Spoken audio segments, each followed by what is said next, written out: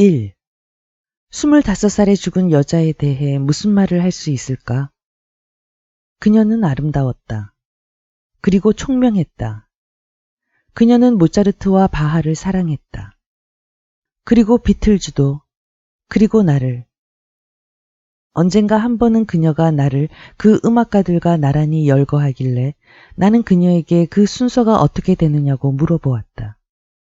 그러자 그녀는 미소를 지으며 알파벳 순서야 라고 대답했다.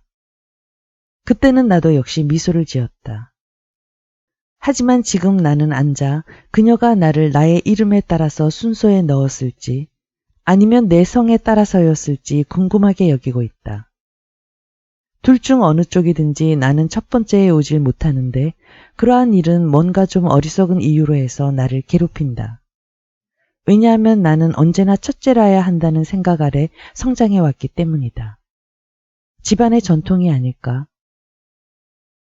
대학교 4학년 가을에 나는 레드클리프 여자대학의 도서관에서 공부하는 습관을 들이게 되었다. 물론 여자애들을 바라보는 것을 내가 좋아한 것은 사실이지만 그렇다고 꼭 여자애를 물색하러 그런 것은 아니었다.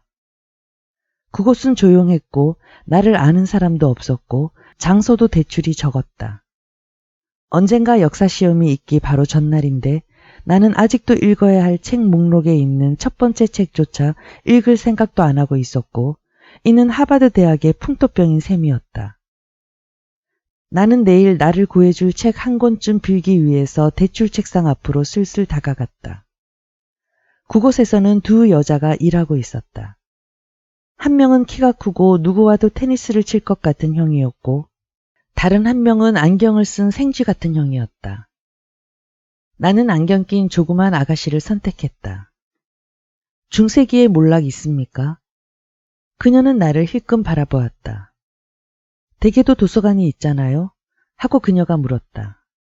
이봐요, 하버드생은 레드클리프의 도서관을 쓸 수 있도록 되어 있어요. 난 법적인 것을 얘기하고 있는 게 아니에요. 예비학교 학생, 난 윤리를 이야기하고 있는 거예요. 댁들은 500만 권이나 있잖아요. 우린 겨우 몇천 권 뿐이에요. 젠장, 콧대 높은 타입이군. 하버드와 레드클리프의 학생 비율이 5대1이니 이곳 여학생들은 5배는 머리가 좋아야 한다고 생각하는 종류다. 평소 때면 나는 이러한 타입들을 혼내주었지만 그때는 그놈의 책이 정말 필요했던 것이다. 이봐요, 난 그놈의 책이 필요하단 말이요.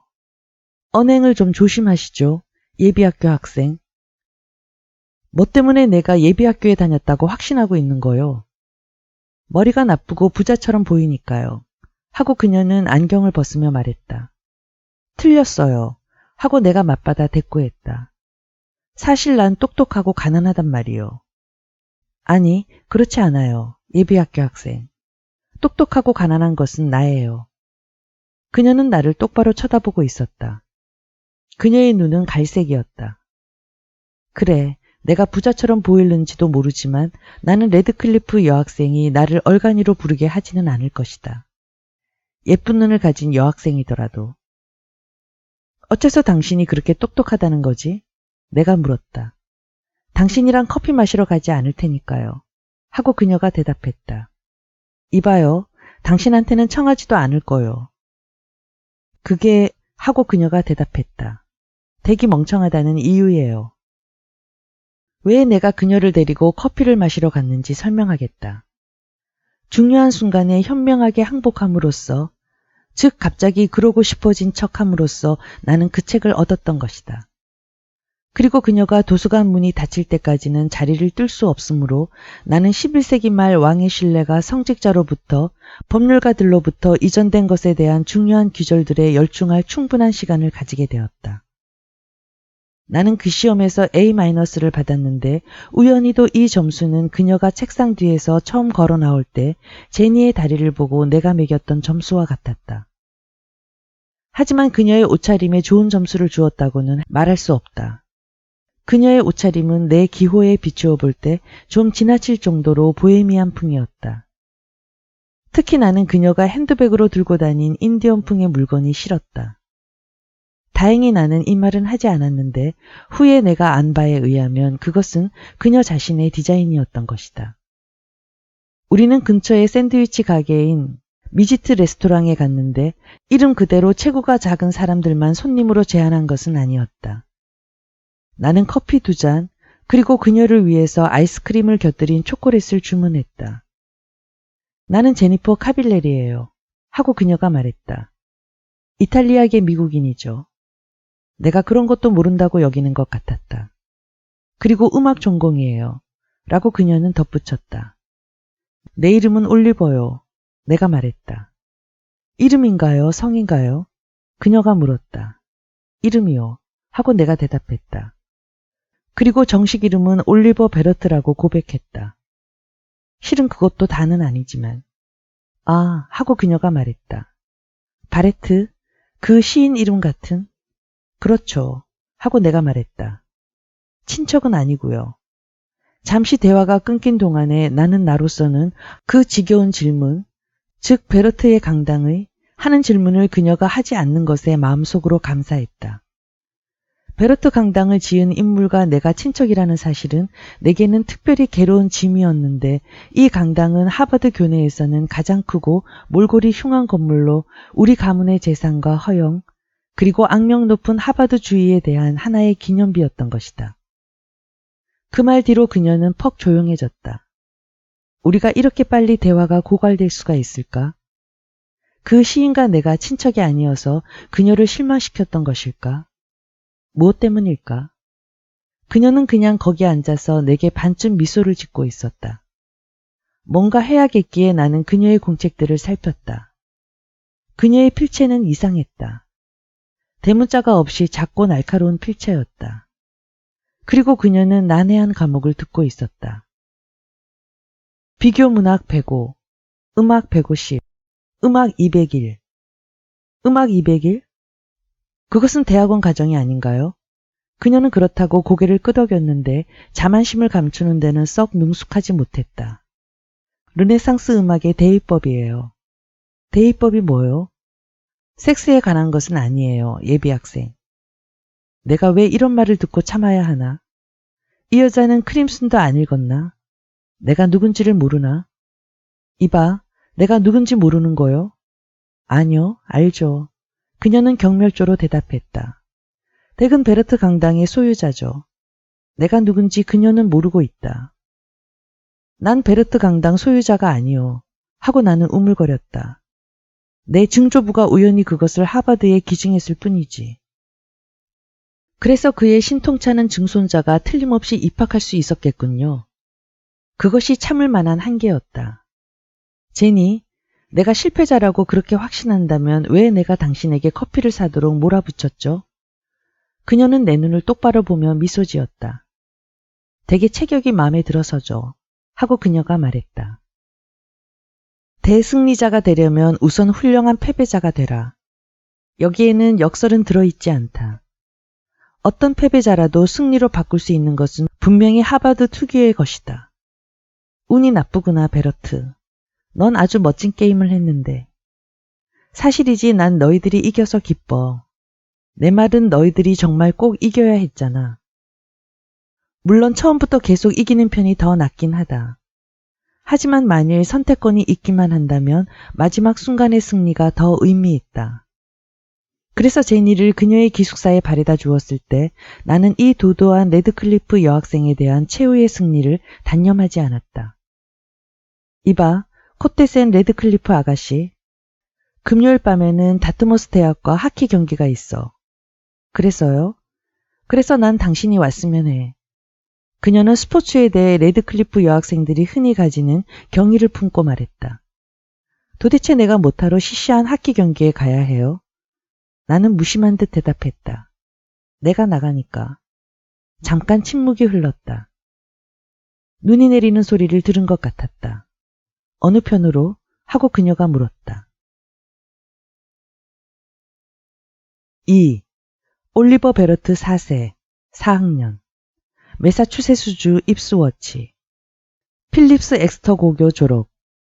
20세. 오피트 11인치, 185파운드. 전공 사회학. 우등생 기재연도 61, 62, 63년. 올 아이비 퍼스트팀 활동연도 62, 63년. 직업희망 법률가. 지금쯤에는 제니는 프로그램에서 내 이력을 읽었을 것이다. 나는 매니저인 비 클레먼에게 그녀가 프로그램을 갖고 있는 것을 보았다는 사실을 3번씩이나 확인했다. 하느님 맙소사. 베러트, 지금 이게 첫 번째 데이트냐? 입 다물어 비. 안 그러면 주둥아리를 뭉개놓을 거야. 우리가 빙판 위에서 준비 운동을 하고 있는 동안 나는 그녀에게 손을 흔들어 보이지도 않았고 그녀 쪽을 쳐다보지도 않았다. 얼마나 당황하고 있었는지. 하지만 내가 자기를 바라보고 있었다고 그녀가 생각했으리라는 것이 내 생각이다. 내 말은 그녀가 국가 연주 중 국기에 대한 경의로 자기 안경을 벗었느냐 하는 것이다. 두 번째 피리어드 중반경에 우리는 다트머스와 0대 0으로 비기고 있었다.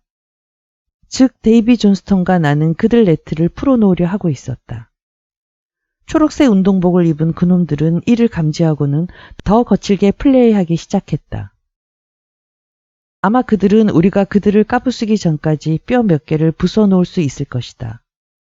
팬들은 이미 피를 원하여 고함을 질러대고 있었다. 그리고 하키의 경우에 이는 문자 그대로 피를 의미하거나 그것이 실패할 경우에는 득점을 의미한다. 일종의 특권에서 오는 의무감에서 나는 그것들 중 어느 것도 물리친 적이 없었다. 다트머스의 센터인 알 레딩은 우리 쪽 푸른 금을 넘어 돌격해왔다. 그래서 나는 그에게 달려들어 퍽을 빼앗고는 반격을 개시했다. 팬들은 환성을 올렸다. 나는 내 왼쪽에 데이비 존스턴이 있는 것을 보았지만 내가 쭉 골을 몰고 갈 생각이었다. 그들 편 골키퍼는 좀 애숭이 타입으로서 나는 그가 디어필드에서 뛰었을 때부터 겁을 안겨준 바 있었다. 내가 슛을 날리기 전 그쪽 수비수 2명이 내게 달려들었고 때문에 나는 퍽을 지키기 위해 그들 네트 주위를 지치고 다녀야 했다. 우리 셋은 서로 치고받게 되었다. 이렇게 혼잡한 싸움일 경우는 적편의 운동복 색깔이라 싶은 것이면 힘차게 휘갈리는 것이 내 방침이었다. 우리들의 스케이트 아래 어딘가가 퍽이 있었지만 잠시 동안 우리는 서로 후들겨 패는 데만 정신을 쏟고 있었다. 심판 한 명이 호각을 불었다. 너 2분간 퇴장. 나를 쳐다보았다. 그는 나를 가리키고 있었다. 나를? 내가 벌점을 받을 만한 짓을 한 것이 뭐란 말인가? 이봐요 심판, 내가 뭘 했는데요? 하지만 그는 더 이상의 대화에는 관심이 없었다. 그는 본부석을 향해 소리치고 있었다. 7번, 2분간. 그리고는 팔로 신호를 하고 있었다. 나는 약간 항의를 해봤지만 그것은 의례적인 것이었다. 관객들은 그 반칙이 아무리 심한 것일지라도 상관없이 항의를 기대해 보는 것이다. 심판은 손을 저어 나의 항의를 묵살했다. 분노로 씩씩거리며 나는 페널티 박스 쪽으로 스케이트를 지쳐갔다. 내 스케이트 날이 바닥의 나무에 소리를 울리며 그 안에 들어섰을 때 확성기가 짖는 소리가 들렸다. 페널티, 하버드 대학 베러트 선수, 2분간 퇴장. 관중들은 야유를 보냈다. 몇 명의 하버드 팬들은 심판들의 시력과 자격을 비난했다. 나는 앉아서 숨을 고르며 위를 보거나 빙판 쪽을 내다보지도 않고 있었다. 빙판 위에는 다트머스 팀이 우리보다 숫자가 많았다. 당신 친구들은 모두 나가 싸우는데 댁은 왜 여기 앉아있죠? 그 목소리는 제니의 목소리였다. 나는 그녀를 무시하고 내 동료들에게 대신 응원을 보냈다. 여봐 하버드, 퍽을 손에 넣어. 댁은 무슨 잘못을 했죠? 나는 돌아서서 그녀에게 대답했다. 어쨌든 그녀는 내 데이트 상대니까. 너무 난폭하게 한 거야. 그리고 나는 다시 내 동료들이 득점하려고 하는 알 레딩의 결사적인 노력을 저지하는 것을 지켜보았다. 그건 큰 불명예인가요? 제니, 제발. 난 정신을 집중하려고 해. 무엇에다가요? 저놈 알 레딩을 어떻게 혼내줄까 하는 것에 말이야. 나는 내 동료들에게 정신적 지원을 보내고자 빙판을 내다보았다. 당신은 지저분한 선수인가요? 내 눈은 지금 초록색 운동복을 입은 놈들로 웅성대고 있는 우리 골대에 박혀 있었다. 그곳에 다시 나서고 싶어 기다릴 수조차 없었다. 제니가 끈질기게 말했다. 당신 나도 혼내줄 거예요? 나는 돌아보지도 않고 대답했다. 입 다물지 않으면 지금 당장 그럴 거야. 나 갈게요. 안녕. 내가 돌아보았을 때 그녀는 사라지고 없었다. 내가 좀 더 찾아보기 위해 일어섰을 때 나는 내 2분간의 벌칙이 끝났다는 사실을 통보받았다. 나는 울타리를 뛰어넘어 빙판 위에 다시 섰다. 관중들은 나의 복귀를 환영해 주었다. 베러트가 윙을 맡았으니 팀은 이제 걱정 없는 거다. 그녀가 어디 숨었는지 간에 제니는 나의 출연에 대한 커다란 환성을 들었을 것이다. 그러니 그녀가 어디 있든지 무슨 상관인가? 그녀는 어디에 있을까? 알 레딩이 살인적인 일격을 날렸지만 우리 쪽 골키퍼는 그것을 진 캐너웨이 쪽으로 날려보냈고 또 그는 그것을 내 근처로 밀어보냈다. 퍽을 따라 지쳐가면서 나는 제니를 찾아보러 스탠드 쪽을 잠깐 힐끗 본 걸로 생각된다. 찾았다. 제니를 본 것이다. 그녀가 거기 있었다. 그 다음 내가 한 것은 내가 엉덩방아를 찧었다는 것이었다. 초록색의 두 놈들이 내게 돌진해왔기 때문에 나는 엉덩방아를 찧었던 것이다. 하느님 맙소사. 나는 믿어지지 않아 당황했다. 베러트가 넘어졌다니. 나는 미끄러지면서 충실한 하버드 팬들이 내는 신음소리를 들었다. 피에 굶주린 다트머스 팬들이 환호하는 소리도 들었다. 다시 두들겨 패. 한 방 까버려. 제니는 어떻게 생각할까? 다트머스 팀은 다시 퍽을 우리 골대 쪽으로 보냈으나 우리 골키퍼가 또다시 그들의 일격을 막았다. 캐너웨이가 그것을 존스턴에게 밀어보냈고 그는 또 그것을 내게 쏘아보냈다. 이때 나는 일어나 있었다. 이제 관중들은 난리였다. 이것이 득점이 되어야 한다. 나는 퍽을 잡아 다트머스의 푸른 금 너머로 곧장 지쳐갔다. 2명의 다트머스 수비수들이 나에게 곧장 다가오고 있었다.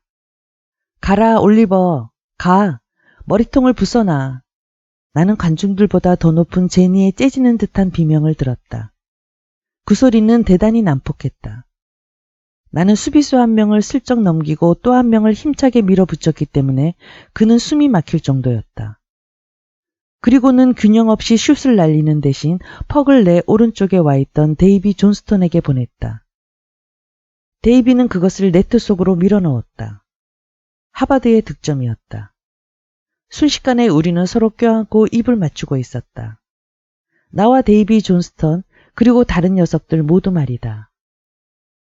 서로 껴안고 입 맞추고 등을 두들겨대고 껑충껑충 뛰어올랐다. 관중들은 환성을 질러대고 있었다. 내가 두들겨 팼던 다트머스 팀 녀석은 아직도 엉덩방아를 찧은 채였다. 팬들은 프로그램을 빙판 위에 내던졌다. 이것이 다트머스를 정말 녹초가 되게 한 셈이었다.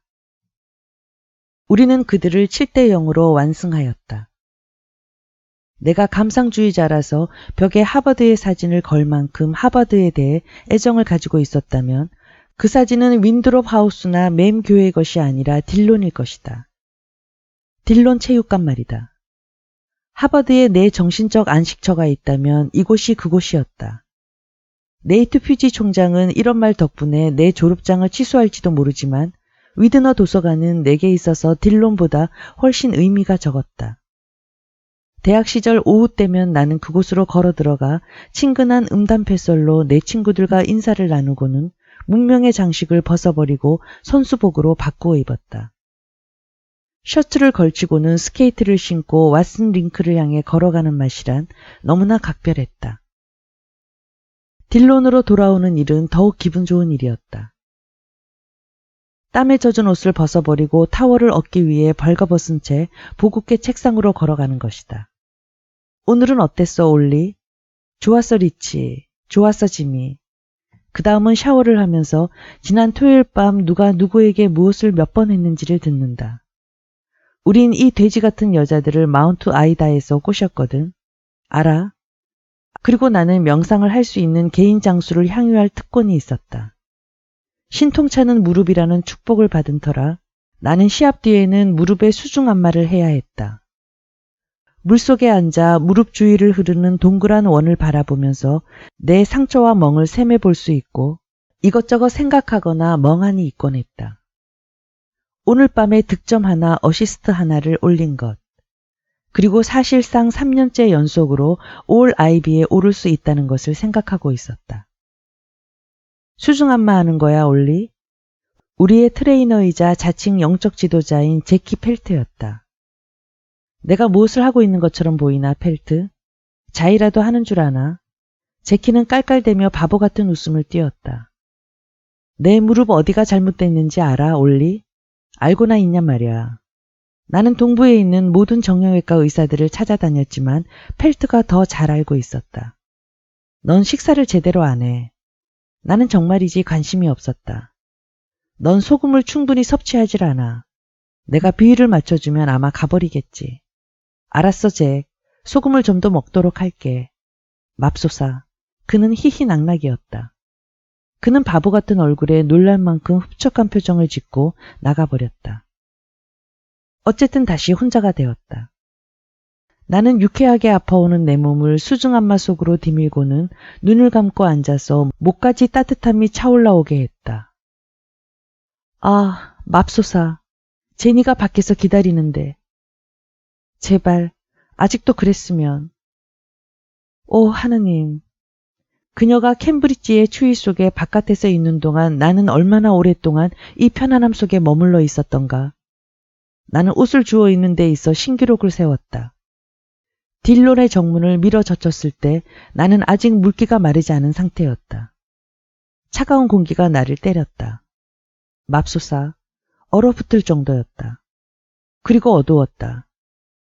거기에는 아직도 팬들의 무리가 약간 있었다. 대부분 하키의 열성 팬들이었고 정신적으로는 패드를 벗지 못한 졸업생들이었다. 즉 늙은 조단 젠크스 같은 사람들로 홈 경기건 어웨이 경기건 경기마다 찾아가는 사람들이었다. 어떻게 그들은 그게 가능할까? 젠크스 씨는 대은행가란 말이다. 그리고 무슨 이유로 그러는 걸까? 물을 대단히 많이 뒤집어 썼군, 올리버. 네, 젠크스 씨. 그 애들이 어떻게 경기하는지 아시죠? 나는 제니를 찾으러 사방을 둘러보고 있었다. 여기를 떠서 레드클리프까지 혼자 걸어간 걸까? 제니, 나는 팬들로부터 서너 걸음 떨어져서 애타게 찾았다. 갑자기 그녀가 덩굴 뒤에서 튀어나왔다. 얼굴은 스카프로 싸매고 눈만 보이는 모습이었다. 이봐요, 예비 학생. 여긴 지독히 추워요. 그녀를 보게 되어 얼마나 기뻤는지. 제니, 거의 충동적으로 나는 그녀의 이마에 가볍게 키스했다. 그래도 된다고 했나요? 하고 그녀가 말했다. 뭘? 나한테 키스해도 된다고 그랬느냐 말이에요. 미안해, 정신이 없었어. 난 안 그랬어요. 우리는 그곳에 단둘이 있었고 어둡고 춥고 시간도 늦었다. 나는 다시 그녀에게 키스를 했다. 하지만 이마가 아니었고 또 가볍게도 아니었다. 굉장히 오랜 시간이 걸렸다. 우리가 키스를 끝냈을 때 그녀는 아직도 내 옷소매를 잡고 있었다. 난 이게 싫어요. 하고 그녀가 말했다. 뭘? 내가 키스를 좋아한다는 사실이요. 돌아오는 길에 걸어오는 동안 제니는 내 옷소매를 계속 잡고 있었다. 내 팔이 아니라 내 옷소매를 말이다. 그 이유를 설명해달라고 요청하지는 마시길. 브릭스홀의 현관에서 나는 그녀에게 잘 자라는 키스를 하지 않았다. 이봐 젠, 나 몇 달 동안 전화 안 할지도 몰라. 그녀는 잠시 아무 말이 없었다. 아주 잠시였다. 마침내 그녀가 물었다. 왜요? 하지만 또 방에 가는 대로 곧 전화할 수도 있고. 나는 돌아서서 걸어가기 시작했다. 짐승, 나는 그녀가 속삭이는 말을 들었다. 나는 몸을 돌려 20피트 거리에서 소리를 질렀다. 이봐 제니, 실컷 욕해. 그러면서 자기가 그런 대접을 받으면 못 참지. 나는 그녀의 얼굴에 나타난 표정을 보고 싶었지만 전략에 의해 돌아보지 않았다. 내가 방에 들어오니 방 친구인 레이 스트래튼이 2명의 축구팀 동료들과 함께 포커를 하고 있었다. 이봐 짐승들, 안녕. 그들은 적당한 투덜거림으로 응수했다. 오늘 밤은 어땠냐 올리? 하고 레이가 물었다. 어시스트 하나 하고 득점 하나 라고 내가 대답했다. 카빌레리와는 끊어. 너랑 상관없는 일이야 하고 내가 대답했다. 그게 누군데? 짐승들 중 하나가 물었다. 제니 카빌레리 하고 레이가 말했다. 갈비씨 음악 대학생이야. 난 걔를 알아. 또 하나가 말했다. 진짜 콧대 높은 애야. 나는 전화기를 떼어내 그것을 내 침실로 들여가면서 이 형편없는 녀석들을 무시해버렸다. 그 여자애는 바하 협회에서 피아노를 치고 있지. 하고 스트레튼이 말했다. 베르타하고는 뭘 연주하지? 아마 듣기 어려운 걸 거야. 그들은 끌끌거리고 킬킬거리고 껄껄 웃고 있었다. 짐승들이 웃고 있는 것이다. 신사 양반들 하고 나는 그곳을 떠나면서 말했다. 당신들 일이나 시작하시지. 나는 인간 이하의 소리들이 다시 터지는 것을 듣고 문을 닫고는 구두를 벗고 침대에 누워 제니의 번호를 돌렸다. 우리는 속삭이며 말했다. 이봐 젠. 뭐예요? 젠, 내가 이런 말하면 넌 뭐라 그럴래? 나는 주저했다. 그녀는 기다렸다. 내 생각엔 너를 사랑하는가 봐. 침묵이 흘렀다. 그리고 나서 그녀는 대단히 부드러운 목소리로 대답했다. 글쎄, 당신은 비열했어요. 그녀는 전화를 끊었다. 나는 불쾌하지 않았다. 또 놀라지도 않았다. 3. 나는 코넬과의 경기에서 부상을 당했다. 사실 그것은 내 실수였다. 경기에 열띤 순간에 나는 그들 편 센터에게 연병할 캐나다 놈라고 내뱉는 불운한 실수를 한 것이다. 나는 그들 팀 4명의 선수가 캐나다인이란 사실을 까먹었던 것이다. 이들은 또 후에 알았지만 극도로 애국심이 강했고 체격이 좋았으며 내 말이 들리는 범위 안에 있었다. 부상을 당하는 모욕에다 덧붙여 내게는 페널티가 주어졌다. 그리고 그것은 보통 벌칙도 아니었다. 즉 싸움을 한 데에 대한 5분간의 퇴장이 주어진 것이다. 이 사실이 방송되었을 때 코넬 팀의 팬들이 나를 야유하는 것을 여러분도 들었어야 했다. 아이비 타이틀 성패가 걸린 경기이긴 했지만 뉴욕 이타카까지 와준 하버드 응원팀은 많지 않았다. 5분간이나. 박스 안으로 들어가면서 나는 우리 팀 코치가 자기 머리를 쥐어뜯는 것을 볼 수 있었다. 제키 펠트가 쏜살같이 달려왔다. 내 얼굴 오른쪽 전체가 피투성이인 것을 안 것은 그때였다. 아이고 맙소사 하고 그는 내 얼굴에 지혈제를 바르면서 계속 내뱉었다. 하느님 맙소사, 올리. 나는 앞쪽을 멍하니 바라보며 조용히 앉아 있었다. 나는 빙판 위를 내다보기가 창피했다. 거기서는 내 최악의 두려움이 빨리도 현실로 나타나 있었다. 코넬 팀이 득점을 한 것이다. 빨간색 유니폼을 입은 상대 팬들은 고함을 지르며 야유를 보냈다. 이제 동점이다. 코넬이 이 경기를 이길 가능성이 높아졌으며 또 그에 따라 아이비 타이틀도 손에 쥘 가능성도 높아졌다. 제기랄. 그리고 나는 이제 겨우 내 벌칙 시간의 절반을 보냈을 뿐이다. 링크 건너에 몇 안 되는 하버드 응원석은 침통했고 또 조용했다. 이제 양쪽 팬들은 나를 망각해버렸다. 오직 한 사람의 구경꾼만이 아직 페널티 박스에 시선을 고정시키고 있었다. 그렇다. 그가 거기 있었다. 만일 회의가 제 시간에 끝나면 코넬 팀과의 경기에 가보도록 하겠다. 올리버 베르트 3세가 하버드 응원자들 가운데 앉아 있었던 것이다. 물론 응원은 하지 않은 채. 빙판 건너편의 늙은 바위 얼굴이 표정 없는 침묵 속에 자기의 유일한 아들의 얼굴에서 마지막 피 한 방울까지 반창고로 지혈되는 것을 바라보고 있었다. 당신은 그가 무슨 생각을 하고 있을 거라고 생각되는가? 쯧쯧. 혹은 그런 종류의 말일까? 올리버, 너 그렇게 싸우는 걸 좋아한다면 왜 권투부에 들지 그러니? 엑시터 고교에는 권투부가 없잖아요, 아버지. 글쎄, 아마도 난 내 하키 경기에 오지 말았어야 했을까 보다. 내가 아버지를 위해 싸운다고 생각하세요? 글쎄, 난 날 위해서라고는 너에게 말 안 할 테다. 하지만 그가 무슨 생각을 하고 있는지 누가 말할 수 있단 말인가? 올리버 베르트 3세는 걸어다니는 그리고 가끔씩 말하는 러시 모우산이었다. 늙은 바위 얼굴인 셈이다. 아마도 늙은 바위 영감은 늘 하는 대로 자기 도취에 빠져 있을 것이다. 나를 봐라. 오늘 저녁 이곳의 하버드 응원꾼들은 극히 적은데 난 그 중에 한 사람이다.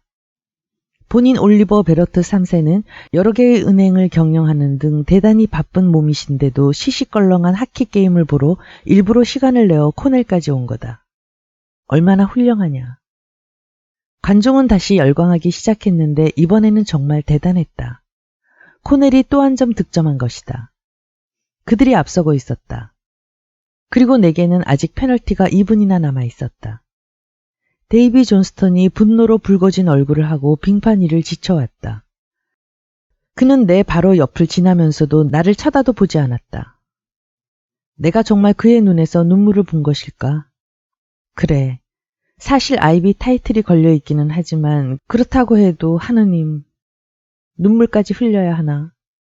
하지만 우리 팀 주장인 데이비로서는 그때 믿을 수 없는 일이 일어나고 있었던 것이다. 7년간 그는 고등학교에서건 대학에서건 지는 편에서 뛴 적이 없었다. 그는 작은 전설 같은 것이었다. 그리고 그는 4학년이었다. 또 이번 경기는 우리의 마지막 경기였던 것이다. 그 게임에서 6대3으로 패배했다. 게임이 끝난 후 X선을 비춰보니 상한뼈는 없는 것으로 판명되었고 이어 의학 박사 리처드 셀저가 내 볼을 12바늘이나 꿰맸다. 제키 펠트는 의료실 주위를 왔다 갔다 하면서 코넬의 의사에게 내가 음식을 제대로 섭취 안 했으며 또 염분을 충분히 섭취해 오기만 했어도 이런 일을 피할 수 있었으리라고 짓거려댔다. 셀저 씨는 제게 말을 무시하고 내가 자칫하면 눈구멍충을 손상시킬 뻔했음을 강력히 경고했으며 또 일주일간은 운동을 하지 않는 것이 대단히 현명한 일이라고 했다. 나는 그에게 감사의 말을 했다. 그가 떠나자 펠트는 나를 뒤쫓아오면서 역량에 대해 더 짓거려댔다. 나는 혼자 있게 되어 기뻤다. 나는 쓰린 얼굴을 적시지 않도록 주의하면서 천천히 샤워를 했다. 마취약 기운이 조금씩 엷어져 갔지만 오히려 나는 아픔을 느끼는 일이 즐거웠다. 사실 말이지 내가 모두 뒤집어 놓지 않았는가? 우리는 타이틀을 날려보냈고 우리들 자신의 기록과 데이비 존스턴의 기록까지 깨버렸다. 4학년생은 모두 패배해 본 적이 없다. 사실 그 허물이 완전히 내 허물은 아닐지 모르지만 그때만은 내 기분은 그랬다. 탈의실에는 사람이 아무도 없었다. 그들은 이미 숙소로 돌아갔음이 틀림없다. 나는 아무도 나를 보거나 나와 이야기하고 싶지 않아 한다고 짐작했다. 입안에 이 지독한 쓴맛을 느끼면서 나는 장비를 챙겨서 바깥으로 나갔다. 뉴욕 북부의 겨울 벌판에 하버드 팬들은 얼마 되지 않았다. 볼은 어때, 베러트? 괜찮아요. 감사합니다, 쟁크스 씨. 아마 스테이크를 먹고 싶을 거야.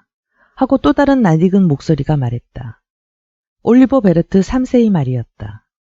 멍이 든 눈에 구식치료법을 권하는 것이 얼마나 노인다운 일인가. 고맙습니다, 아버지. 하고 내가 말했다. 의사가 치료해 주었어요. 하고 나는 셀저 씨가 12반을 꿰맨 곳을 가리고 있는 거즈 패드를 가리켜 보였다. 난 내 위장을 위해 말하는 거야, 얘야. 저녁을 들면서 우리는 우리가 언제나 하기 마련인 대화도 아닌 대화를 또 하고 있었는데 그 대화들은 모두 지내기 어땠니?로 시작해서 내가 뭘 도와줄까로 끝나는 것이었다. 지내기 어땠니, 얘야? 잘 지냈어요, 아버지. 얼굴이 아프지 않니? 아니요, 아버지. 얼굴이 이제 지독히 아파오기 시작했다. 월요일에 잭 웰스에게 보이고 싶구나. 필요 없어요, 아버지. 그는 전문의야. 코넬의 의사도 수의사는 아니었어요. 하고 나는 아버지가 흔히 갖고 있는 전문가니 숙련가니 그리고 기타 1류급 인물에 대한 속물적인 열성을 비웃어주고자 말했다. 안 됐구나. 하고 올리버 베르트 3세가 말했는데 그 말 속에서 나는 처음 농담의 상처를 입게 된 셈이었다. 너는 짐승 같은 상처를 입었잖아. 그래요, 아버지. 하고 내가 말했다. 킬킬 웃는 편이 나았을까? 그리고 나서 나는 아버지의 사이비 농담이 빙판 위에서의 나의 행동에 대해 일종의 암시적인 책망을 하려 한 것이 아닌가 하고 궁금하게 여겨졌다. 내가 오늘 저녁에 짐승처럼 행동했다고 말씀하시는 거예요? 그의 표정에는 내가 그에게 질문했다는 사실에 대한 약간의 만족감이 나타났다. 하지만 그는 간단하게 대답을 했을 뿐이다. 수의사에 대해 언급한 것은 너였었다. 이 시점에서 나는 메뉴나 들여다보기로 했다. 메인 코스가 나오면서 늙은 바이 영감은 그의 짧은 설교를 또 하나 시작했는데 이번 것은 내 기억에 따르면 승리와 패배에 관한 것이었다. 그는 말하길 우리가 타이틀은 잃었지만 결국 스포츠에 있어서 진정으로 중요한 것은 이기는 것이 아니고 참가하는 것이라고 했다. 그의 말은 올림픽 정신을 나타내는 구호와 의심스러울 만큼 비슷하게 들렸으며 나는 이것이 아이비 타이틀 같은 시시한 운동 경기에 대해 깎아내리는 말의 서곡임을 감지했다. 하지만 나는 아버지에게 올림픽 이론을 주입시키고 싶은 마음은 없었으므로 그에게 그가 을에 기대하는 그래요 아버지 라는 말만 하고 입을 다물었다.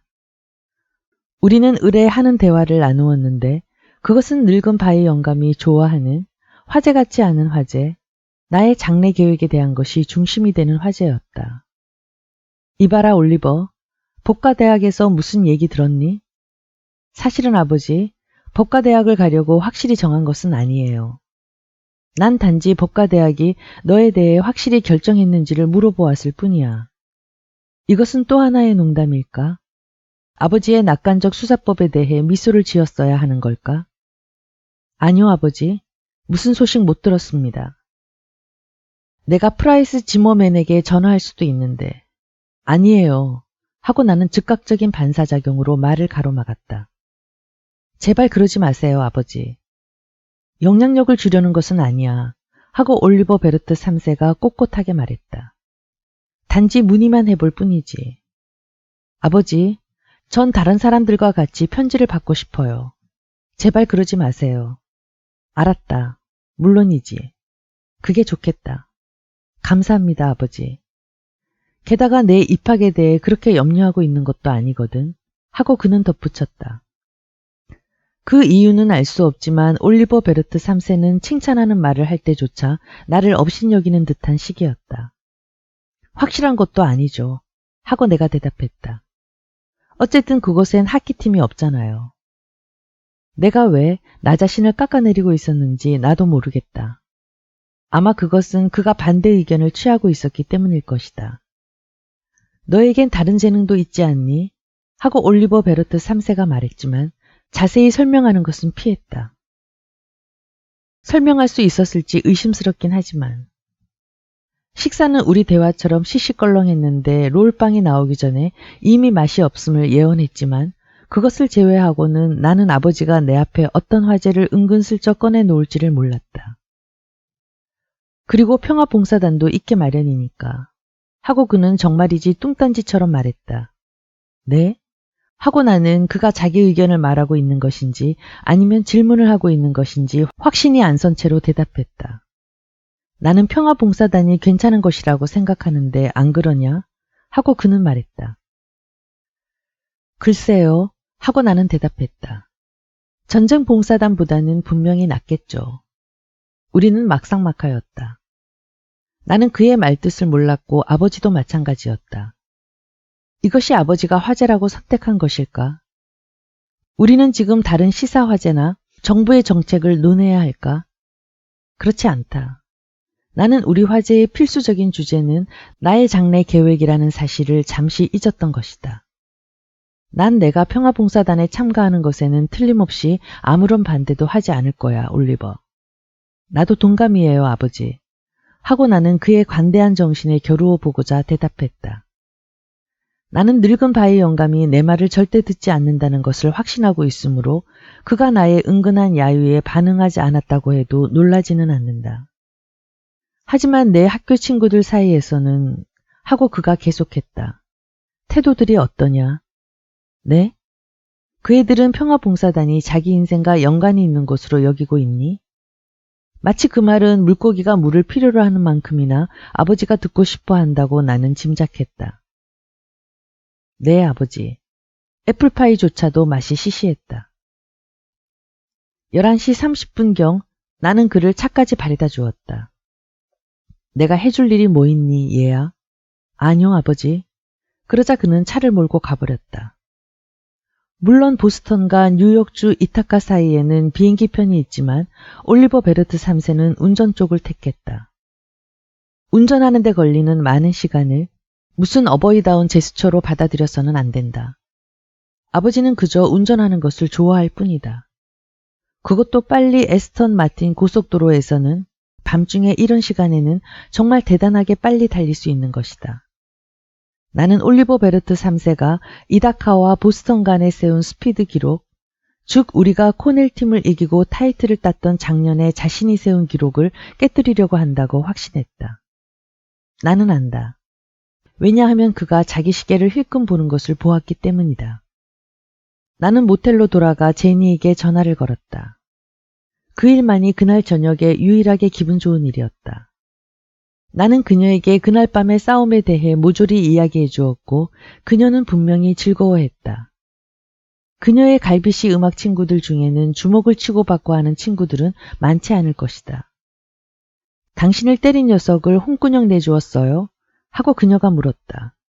그래, 완전히 끝내줬지. 봤으면 좋았을걸. 아마 당신은 예일대학가의 게임에서도 누군가를 혼내주겠죠? 그럴 거야. 나는 미소를 지었다. 그녀는 인생에 있어서 단순한 일들을 정말 좋아했다. 4. 제니는 아래층에서 전화하고 있어요. 그 다음 월요일 저녁에 브릭스홀에 가서는 내가 내 이름이나 방문 목적을 아직 밝히지 않았음에도 불구하고 안내계의 아가씨는 내게 이러한 말을 들려주었다. 나는 재빨리 이것이 내게는 유리한 득점임을 뜻한다고 단정 내렸다. 분명히 내게 인사를 한 이 레드클리프 여학생은 크림슨지를 읽고 있으며 그래서 내가 누군지를 아는 것이다. 좋아. 이런 일은 여러 번 있었다. 더 특히할 만한 일은 제니가 나와 데이트한다고 얘기해왔다는 사실이었다. 고마워요. 하고 내가 말했다. 여기서 기다리겠습니다. 코넬과의 시합 때는 참 안 됐어요. 크림슨지에는 4명의 선수가 당신에게 덤벼들었다고 써있던데. 그래요. 그리고 나는 페널티까지 먹었고요. 5분간이나. 그렇군요. 친구와 팬 사이의 차이점이란 후자하고는 금세 화제가 고갈된다는 점이다. 제니는 아직도 전화 중인가요? 그녀는 자기 교환대를 점검하더니 네라고 대답했다. 도대체 제니가 나와의 데이트도 제쳐놓고 오랜 시간 동안 전화하고 있는 상대는 누굴까? 어느 갈비씨 음악생도인가? 아담스 하우스의 4학년이며 바하협회 오케스트라의 지휘자인 마틴 데이비스는 마치 자기가 제니의 관심을 끌 특권이나 가진 것처럼 생각하고 있다는 사실을 나도 모르는 것은 아니다. 체격 문제는 아니었다. 그 녀석이 자기 지휘봉보다 더 무거운 것을 휘저을 수 있으리라고는 생각하지 않는다. 어쨌든 나는 나의 시간을 이렇게 도용하는 일에 대해선 끝장을 내줄 것이다. 전화실이 어딥니까? 저 구석을 돌아가면 돼요. 그녀는 정확한 방향을 가리켜 주었다. 나는 휴게실로 슬슬 걸어 들어갔다. 멀리 떨어진 곳에서도 나는 전화를 하고 있는 제니를 볼 수 있었다. 그녀는 전화 상자의 문을 열어놓고 있었다. 나는 천천히 그리고 무심하게 걸어가면서 그녀가 내 모습과 내 반창고, 큰 상처 등을 발견하고는 전화 쏘아기를 던져버리고 내 팔로 달려들 것을 바라고 있었다. 내가 다가섰을 때 대화의 일부분이 들렸다. 그래요, 물론. 절대로요. 아, 나도요. 필. 나도 사랑해요, 필. 나는 걸음을 슬슬 멈추었다. 그녀는 누구에게 이야기하고 있는 것일까? 데이비스는 아니었다. 그의 이름 중 어느 부분에도 필이라는 말은 없었다. 나는 오래전에 학교 등록부에서 그에 대해 조사해 보았었다. 마틴 유진 데이비슨, 뉴욕 리버사이드 드라이브 70번지, 예술고등학교 출신. 그의 사진에는 감수성과 지성이 나타나 보였고 나보다 50파운드는 덜 나가는 듯 보였다. 그러나 내가 왜 데이비슨에 대해 걱정하고 있을까? 그와 나 양쪽은 분명히 제니퍼 카빌레리에게서 딱지를 맞고 있었고 그녀는 지금 그 누군가에게 전화기를 통해 키스를 보내고 있는 것이다. 나는 단지 48시간 동안 떨어져 있었는데 필이라는 어떤 녀석이 제니와 함께 침대 속으로 기어들어간 것이다. 분명히 그럴 것이다. 그래요, 필. 나도 사랑해요. 안녕. 전화를 끊으면서 그녀는 나를 보았는데 얼굴조차 붉히지 않고 나에게 미소 짓고 손으로 키스를 보내는 것이었다.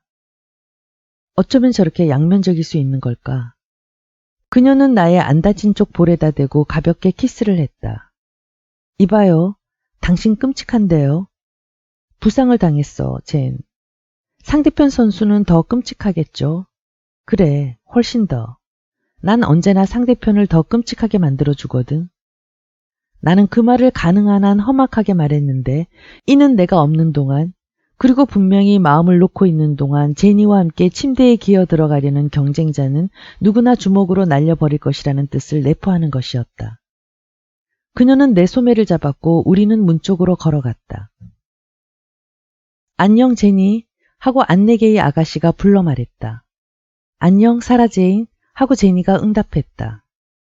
우리가 밖으로 나와 내 차인 MG에 올라타면서 나는 저녁의 공기를 가슴에 채우면서 가능한 한 아무렇지 않게 질문을 던졌다.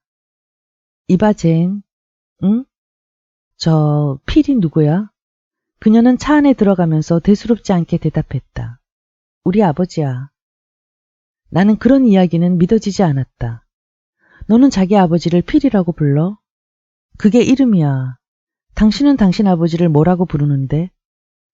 언젠가 제니는 그녀가 로드 아일랜드 크레스턴에서 제가 기술자인 자기 아버지 손에 자랐다고 내게 말한 적이 있다. 그녀가 아주 어렸을 때 그녀의 어머니는 자동차 충돌 사고로 사망했다. 이러한 이야기들은 그녀가 왜 운전면허를 안 갖고 있는지 설명하는 중에 나온 것이었다. 다른 모든 면에서는 진짜로 좋은 벗인 그녀의 아버지는 자기의 유일한 딸 자식이 운전을 하게 하는 일에 대해서는 믿을 수 없을 만큼 미신적이었다. 이 일은 그녀가 고등학교 상급반이었을 때 프로비덴스의 어떤 녀석에게 피아노 교습을 받으러 다닐 당시 정말 골칫덩어리였다고 한다. 하지만 그때 그녀는 오래 버스를 타는 동안 프루스트의 소설을 모두 읽게 되었다고 했다. 당신은 아버지를 뭐라고 하느냐고요? 하고 그녀가 재차 물었다. 나는 그 문제를 잊고 있어서 그녀의 질문을 듣지 못했다. 뭐라고? 당신은 자기 아버지에 대해 언급할 때 무슨 용어를 쓰냐 말이에요. 나는 내가 언제나 써먹어 보고 싶어 하던 대로 대답했다. 불안당. 얼굴에다 대놓고? 하고 그녀가 물었다. 나는 그의 얼굴을 절대 안 봐. 그분이 가면을 써? 어떤 점에서는 그렇지. 돌가면, 완전히 돌가면이지. 계속해봐요. 그분은 지독히 자부심이 강한 것이 틀림없어요. 당신이 하버드의 대단한 손수잖아요. 나는 그녀를 바라보았다. 결국 그녀도 모든 것을 아는 것이 아니라고 나는 생각했다. 나도 그랬어, 제니. 울 아이비 윙보다 더 대단했어요. 나는 그녀가 나의 스포츠에 있어서의 자질을 즐기고 있는 방식이 좋았다. 내가 그녀에게 아버지 이야기를 함으로써 나 자신을 격화시켜야 했던 것은 참으로 유감스러운 일이었다. 아버지는 1928년 올림픽 대회에서 1인조 스컬 경기에 참가했어. 맙소사 하고 그녀가 말했다. 우승하셨어요? 아니. 하고 나는 대답했는데 내 생각에는 그가 최종 결승전에서 6위를 했다는 사실이 정말이지 내게 안도를 안겨주었음을 그녀가 알 듯 싶었다. 잠깐 침묵이 흘렀다. 아마 이제는 제니도 올리버 베르트 4세로 산다는 것이 단지 하버드 교정에 있는 그 회색빛 석조 건물과 함께 사는 것만을 의미하는 것은 아님을 이해할 것이다. 그것은 또한 육체적 위협 같은 것도 포함하고 있는 것이다. 즉, 내 말은 스포츠계에서의 공로라는 이미지가 나에게 덮쳐온다는 뜻이다. 내게 말이다. 하지만 그가 불안당으로 불릴 만한 일이라도 했나요? 하고 제니가 물었다. 억지로 시키거든 하고 내가 대답했다. 무슨 말이에요? 억지로 시킨단 말이야 하고 나는 되풀이했다. 그녀의 눈이 쟁반처럼 커졌다. 혹시 근친상간 같은 것을 말하는 거예요? 내게 너희네 가족 문제를 꺼내지 마, 젠. 내 자신의 문제만 해도 충분해. 그럼 어떤 거예요, 올리버? 하고 그녀는 물었다. 그가 당신에게 억지로 시킨 일이 어떤 거라는 거예요?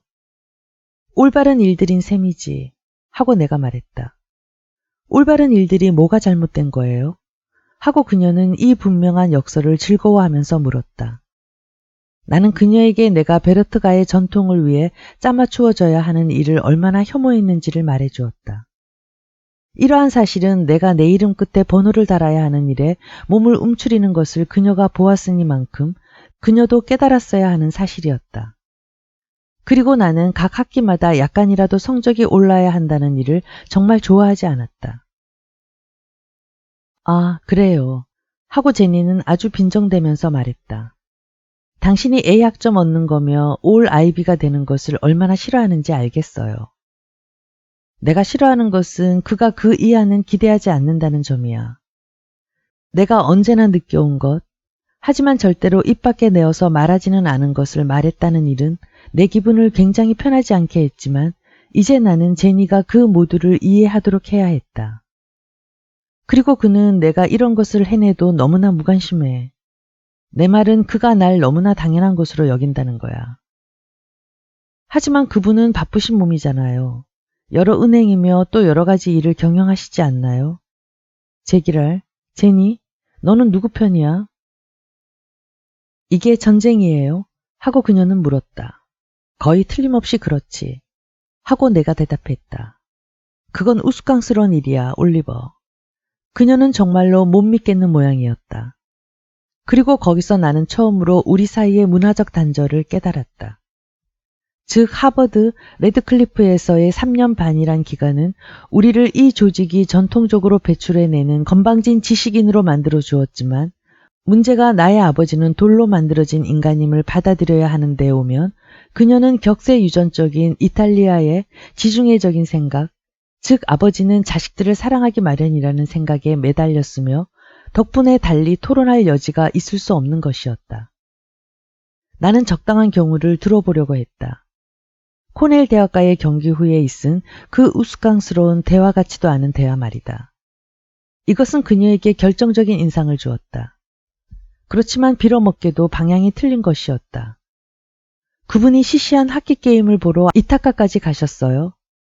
나는 우리 아버지가 형식뿐이며 알맹이는 없다는 사실을 설명하려 애썼다. 하지만 그녀는 아직도 그가 그러한 시시한 스포츠 경기를 보러 그렇게 멀리까지 여행했다는 사실에 사로잡혀 있었다. 이봐 제니, 이런 건 잊어버리지. 당신이 아버지에게 매달려 있는 것에 대해 하나님께 감사해. 하고 그녀가 대답했다. 이것은 당신이 완전하지 못하다는 뜻이야. 아, 그럼 너는 완전하단 말이야? 절대 아니죠.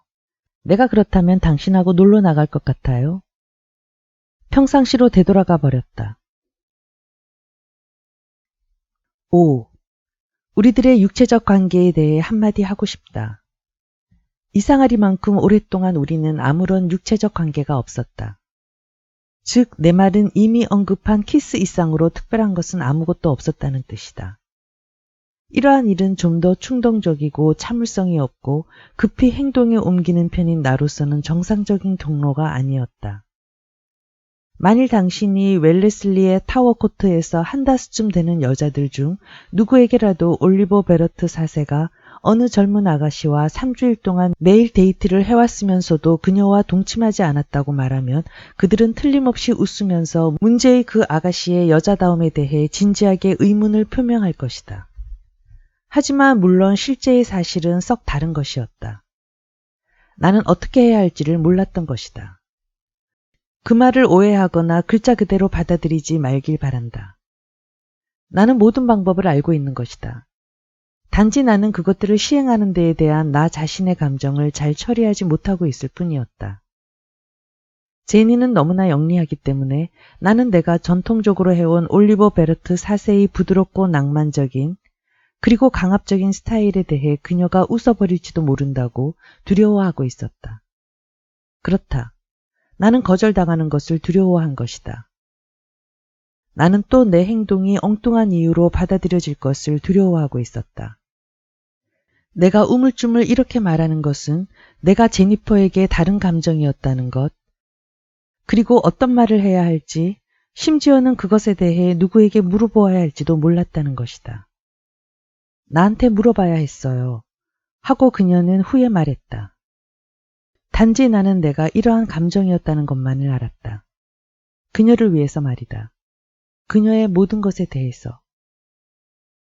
당신 낙제하게 될 거야, 올리버. 우리는 어느 일요일 오후 내 방에 앉아 독서 중에 있었다. 올리버, 거기 앉아서 내가 공부하는 것을 쳐다보고만 있으면 낙제할 거야.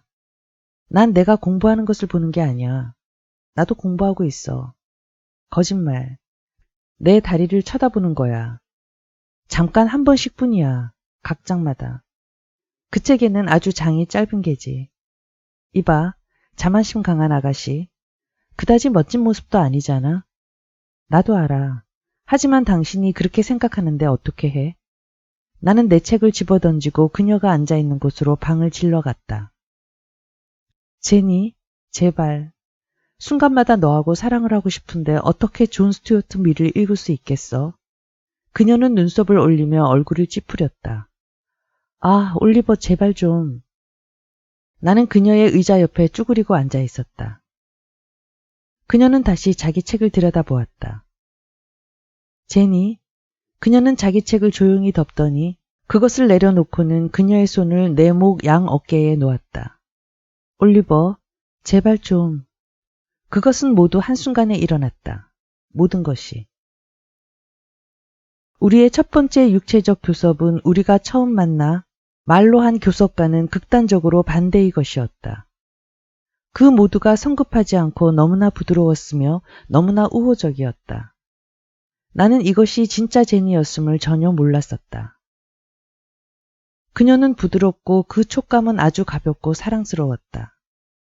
그리고 또 내게 정말 충격을 준 것은 나 자신의 반응이었다. 나도 신사적이었다. 그리고 다정다감했다.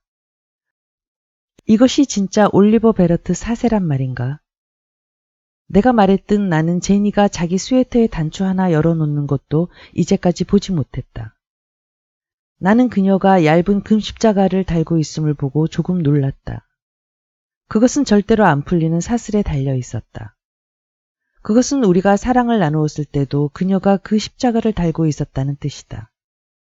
그 사랑스러운 오후에 잠시 쉬는 동안, 즉 모든 것이 일치되고 또 반면에 아무것도 일치되지 않은 그러한 순간에 나는 그 작은 십자가를 만지면서 우리가 이렇게 침대 속에 같이 누워 이러저러 하는 것에 대해 그녀의 신부에게 무슨 말을 하실까 하고 물어보았다. 그녀는 자기에게는 신부가 없다고 대답했다. 당신은 정숙한 카톨릭 여자가 아니야? 하고 내가 물었다. 글쎄, 나는 여자죠. 하고 그녀가 말했다. 그리고 정숙하고요. 그녀는 동의를 위해 나를 바라보았고 나는 미소 지었다. 그녀도 미소로 답했다. 그러니까 셋 중 둘은 맞아요. 그러면 왜 용접한 십자가를 달고 있느냐고 나는 그녀에게 물었다. 그녀는 그것이 자기 어머니 것이었다고 설명했다. 그리고 그녀는 그것을 종교적인 이유가 아니라 감상적인 이유에서 달고 있다고 설명했다. 화제는 다시 우리들 자신에게로 돌아갔다. 이봐요, 올리버. 당신을 사랑한다고 내가 말했었나요? 하고 그녀가 말했다. 아니, 젠. 왜 나한테 물어보지 않았죠? 나는 솔직히 두려웠어, 제니. 지금 물어봐요. 날 사랑해, 제니? 그녀는 나를 쳐다보았고 대답을 회피하지 않았다. 어떻다고 생각해? 그럴 거야, 내 생각엔. 아마. 나는 그녀의 목에 키스했다. 올리버, 응? 난 당신을 그저 사랑하질 않아요. 아이쿠 맙소사. 이게 무슨 소리야?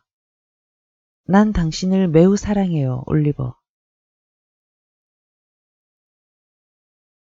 6. 나는 레이 스트래튼을 사랑한다. 그는 천재도 아니고 훌륭한 축구선수도 아닐지 모르지만 언제나 좋은 방 친구였고 충실한 친구였다. 그리고 그 가엾은 친구는 우리가 4학년이던 당시의 대부분의 기간에 얼마나 괴로움을 겪어야 했는지 모른다. 우리 방 손잡이 위에 넥타이가 걸려있는 것을 보게 되면 이것은 안에서 행동 중임을 표시하는 전통적인 신호였다. 그는 도대체 어디로 공부하러 간 것일까? 사실 그는 그렇게 열심히 공부하지는 않았지만 때때로 해야 될 때도 있었다. 그가 군의 도서관이나 레이몬트 또는 피에타 클럽을 이용했다고 해보자. 그렇지만 제니와 내가 학교 규칙을 거역하고 함께 지내기로 한 토요일 밤에는 그는 어디서 잤던 것일까? 레이는 끼어잘 장소를 찾아 헤매야 했을 것이다. 예를 들면 이웃방의 침대 같은 곳 말인데 그것도 그 이웃방 침대에서 아무 일도 진행되지 않는다고 가정할 때뿐이다. 사실 적어도 그것은 축구 시즌이 끝난 후였다. 그리고 나 역시 그를 위해서는 똑같은 일을 해주었을 것이다. 하지만 레이가 받은 보상은 뭐란 말인가? 예전에는 나는 그와 함께 내 사랑의 승리에 있어서 가장 자세한 부분까지도 이야기했었다. 이제 그는 이러한 불가침적인 방친구로서의 권리를 무시당했을 뿐만 아니라 나는 밖으로 나와서는 제니와 내가 연인 사이라는 것도 절대 승인하지 않았다. 나는 그저 언제 우리가 방을 필요로 할 것인지 등등에 대해서 가르쳐줄 뿐이었다. 스트레트는 자기 마음대로 결론을 끄집어내야 했다. 이봐, 제기랄, 베르트, 하고 있는 거야 아니야? 하고 그는 묻곤 했다. 레이몬드, 친구로서 하는 이야기인데 나에게 묻지 말아줬으면 해. 하지만 젠장, 오후 때마다, 금요일 밤마다, 토요일 밤마다야. 제기랄, 넌 하고 있는 게 틀림없어. 그러면 못하러 나한테 물어서 귀찮게 하는 거야, 레이. 왜냐하면 그건 불건전하기 때문이야. 뭐가? 그 모든 상황이 말이야. 내 말은 예전에는 전혀 이렇지 않았다는 거야. 그러니까 이건 이 레이 형님에게 자세한 것을 완전히 눈 가리자는 거야. 내 말은 이건 부당하다는 말이야. 불건전하고. 젠장, 그녀가 뭐 썩 다른 일이라도 하냐? 이봐 레이, 성숙한 사랑 문제에서는 사랑이라고? 그 말이 더러운 말이라도 되는 것처럼 말하지 마. 내 나이에? 사랑이라고? 맙소사. 난 대단히 걱정된다, 친구야. 무슨 이유로? 내 정신이? 너의 독신시대 말이야. 너의 자유, 너의 인생이 말이야. 가엾은 레이, 그는 진심이었다. 방 친구를 잃는 게 두려운 게지. 안 그래? 젠장할, 어떤 면에선 나에게 한 명 더는 거야. 그녀는 여기서 그렇게 시간을 많이 보내니까 말이야. 나는 음악 공연으로 가려고 옷을 입고 있었으므로 그 대화는 빨리 끝맺어야 했다. 이봐, 근심하지 마, 레이몬드. 우리 뉴욕의 아파트를 얻자. 매일 밤 다른 아가씨들을 끌어들이고 모두 다 해보는 거야. 나한테 근심하지 말라고는 말하지 마, 베러트. 그 여자는 널 소나기에 쥐었어. 모두 잘 조절하고 있어. 하고 내가 대답했다. 안심하라니까. 나는 내 넥타이를 매면서 문 쪽으로 다가갔다. 하지만 스트레트는 그래도 안심이 안 되는 모양이었다. 이봐, 올리. 응? 너 하고 있는 거지? 그렇잖아.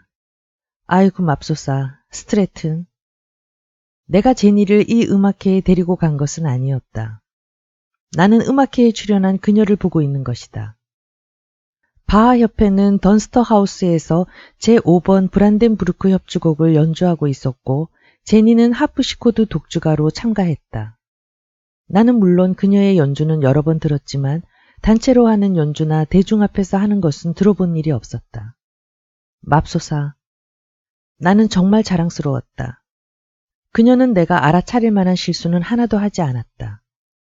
얼마나 훌륭했는지 믿을 수 없을 정도야. 하고 나는 공연이 끝난 후 말했다. 그 말은 당신이 음악에 대해 어느 정도 알고 있는지 알려주는 말이에요. 나도 충분히는 알아. 우리는 던스터의 안뜰에 서 있었다. 때는 봄이 마침내 캠브리지에 찾아왔다고 여기게 해주는 4월 어느 오후였다.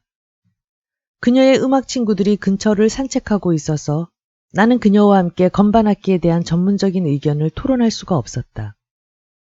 그들은 내가 있는 쪽으로 눈에 보이지 않는 증오의 폭탄을 던지고 있는 마틴 데이비슨을 포함해 있었다. 우리는 메모리얼 드라이브를 건너서 강을 따라 걸었다. 알아둬요, 베러트. 난 괜찮게 연주해요. 하지만 뛰어나지는 않아요. 올 아이비만큼은 못해요. 그냥 괜찮을 뿐이에요. 알았어요? 그녀가 자기 자신에 대해 이렇게 겸손하려 하는데 내가 무슨 토론을 할 수 있겠는가. 알았어. 당신 연주는 괜찮아. 내 말은 당신이 언제나 그렇게 꾸준히 해야 한다는 거야. 내가 그렇게 계속하지 않을 거라고 누가 말했어요? 나는 나디아 블랑제와 같이 공부할 거예요. 알아요? 그녀가 대체 무슨 이야기를 하고 있는 것일까? 그녀가 즉시 입을 다무는 것으로 보건대 나는 이것이 그녀가 말하지 않으려고 했던 것임을 알았다. 누구라고? 내가 물었다. 나디아 블랑제. 유명한 음악 선생이에요. 파리에 있는. 그녀는 마지막 두 단어를 좀 빨리 말했다.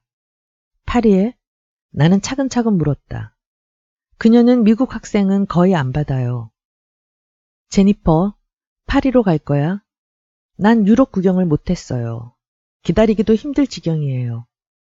나는 그녀의 어깨를 움켜잡았다. 아마 너무 거칠었던 것 같은데 잘 모르겠다. 이봐, 그걸 안 지가 얼마나 되지? 난생 처음 제니는 내 눈을 똑바로 보지 못했다. 올리, 어리석게 굴지 말아요. 하고 그녀가 말했다. 불가피한 일이야. 뭐가 불가피하다는 거야? 졸업하면 우린 각자의 길을 가는 거예요. 당신은 법과대학으로 가고.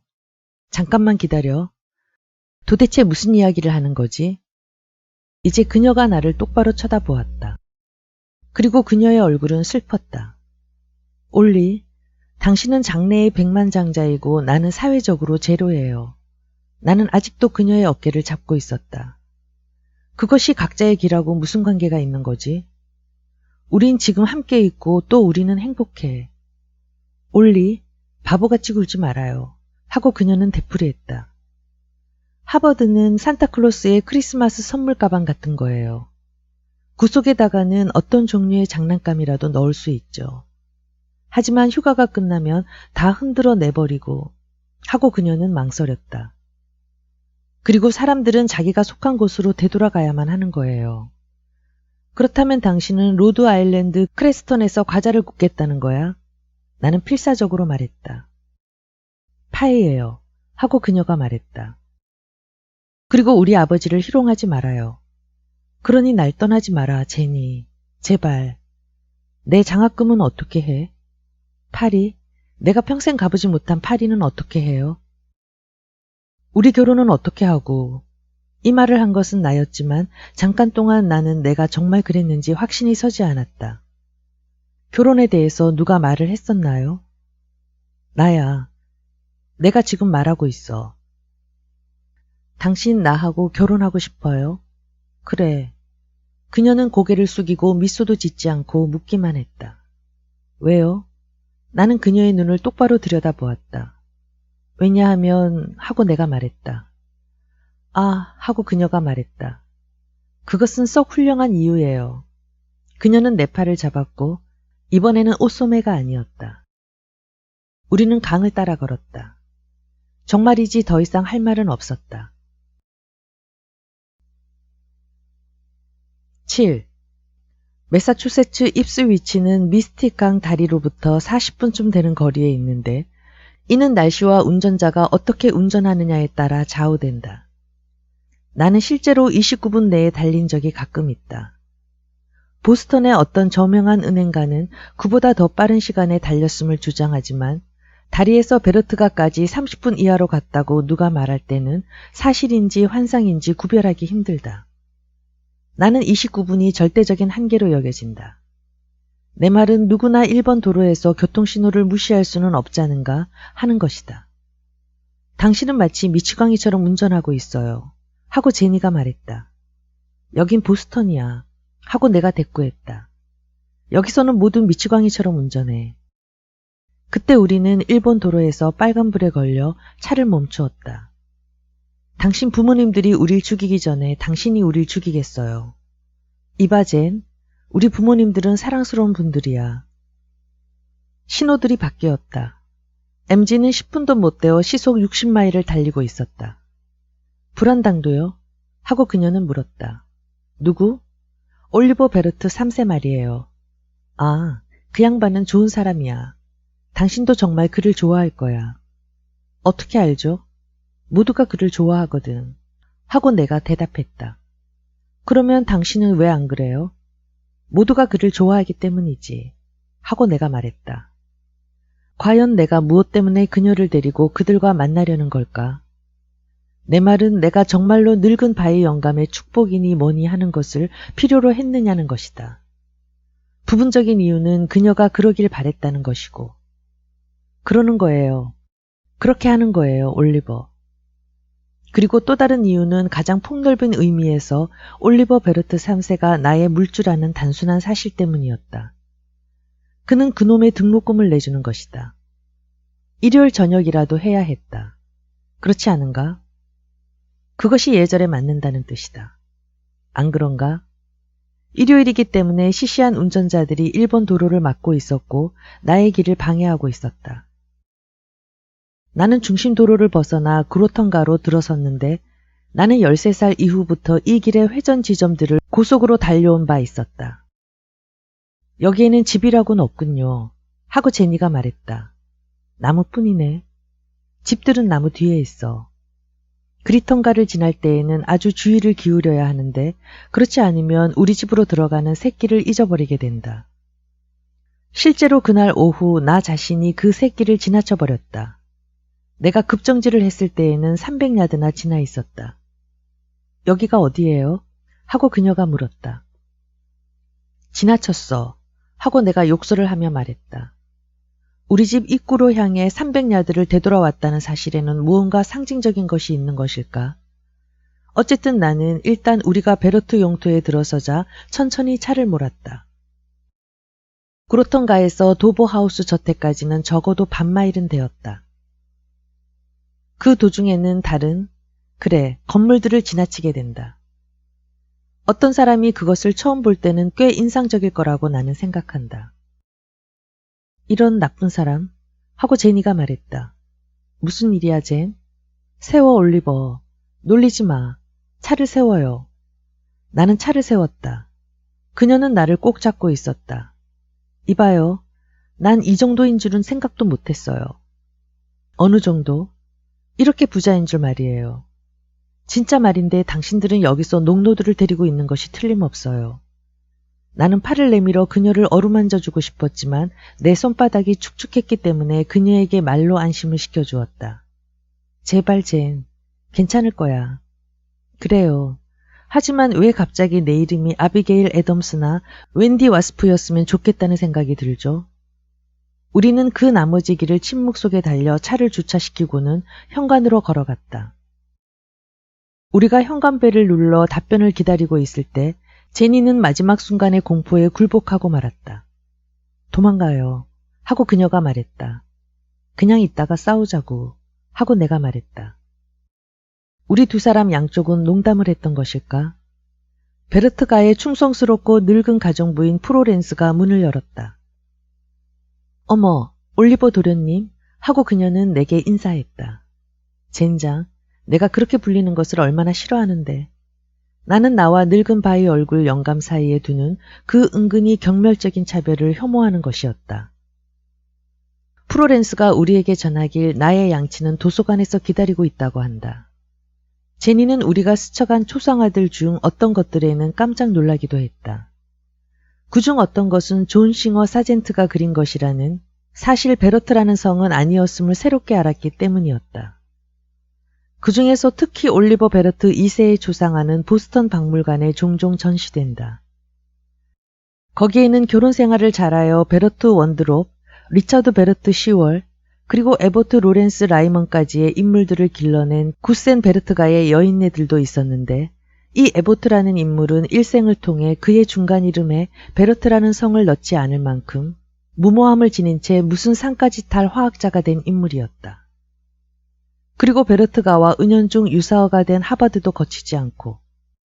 하느님 맙소사. 하고 제니가 말했다. 하버드 건물의 반은 여기 걸려 있군요. 모두 멍청이들이야. 하고 내가 그녀에게 말했다. 난 당신이 시월보트 하우스와 관련이 있는 줄은 몰랐어요. 하고 그녀가 말했다. 그래, 나는 나무와 돌로 된 긴 가문 속에서 나온 거지. 초상화의 긴 대열 끝부분에 그리고 도서관으로 들어서는 바로 앞자리에는 유리 상자가 하나 있었다. 그 상자 안에는 트로피들이 있었다. 운동 경기에서 딴 트로피들이었다. 이것들 썩 멋진데요? 하고 제니가 말했다. 난 이렇게 진짜 금하고 은처럼 보이는 것들을 본 적이 없어요. 진짜들이야. 맙소사, 당신 거예요? 아니, 그의 거야.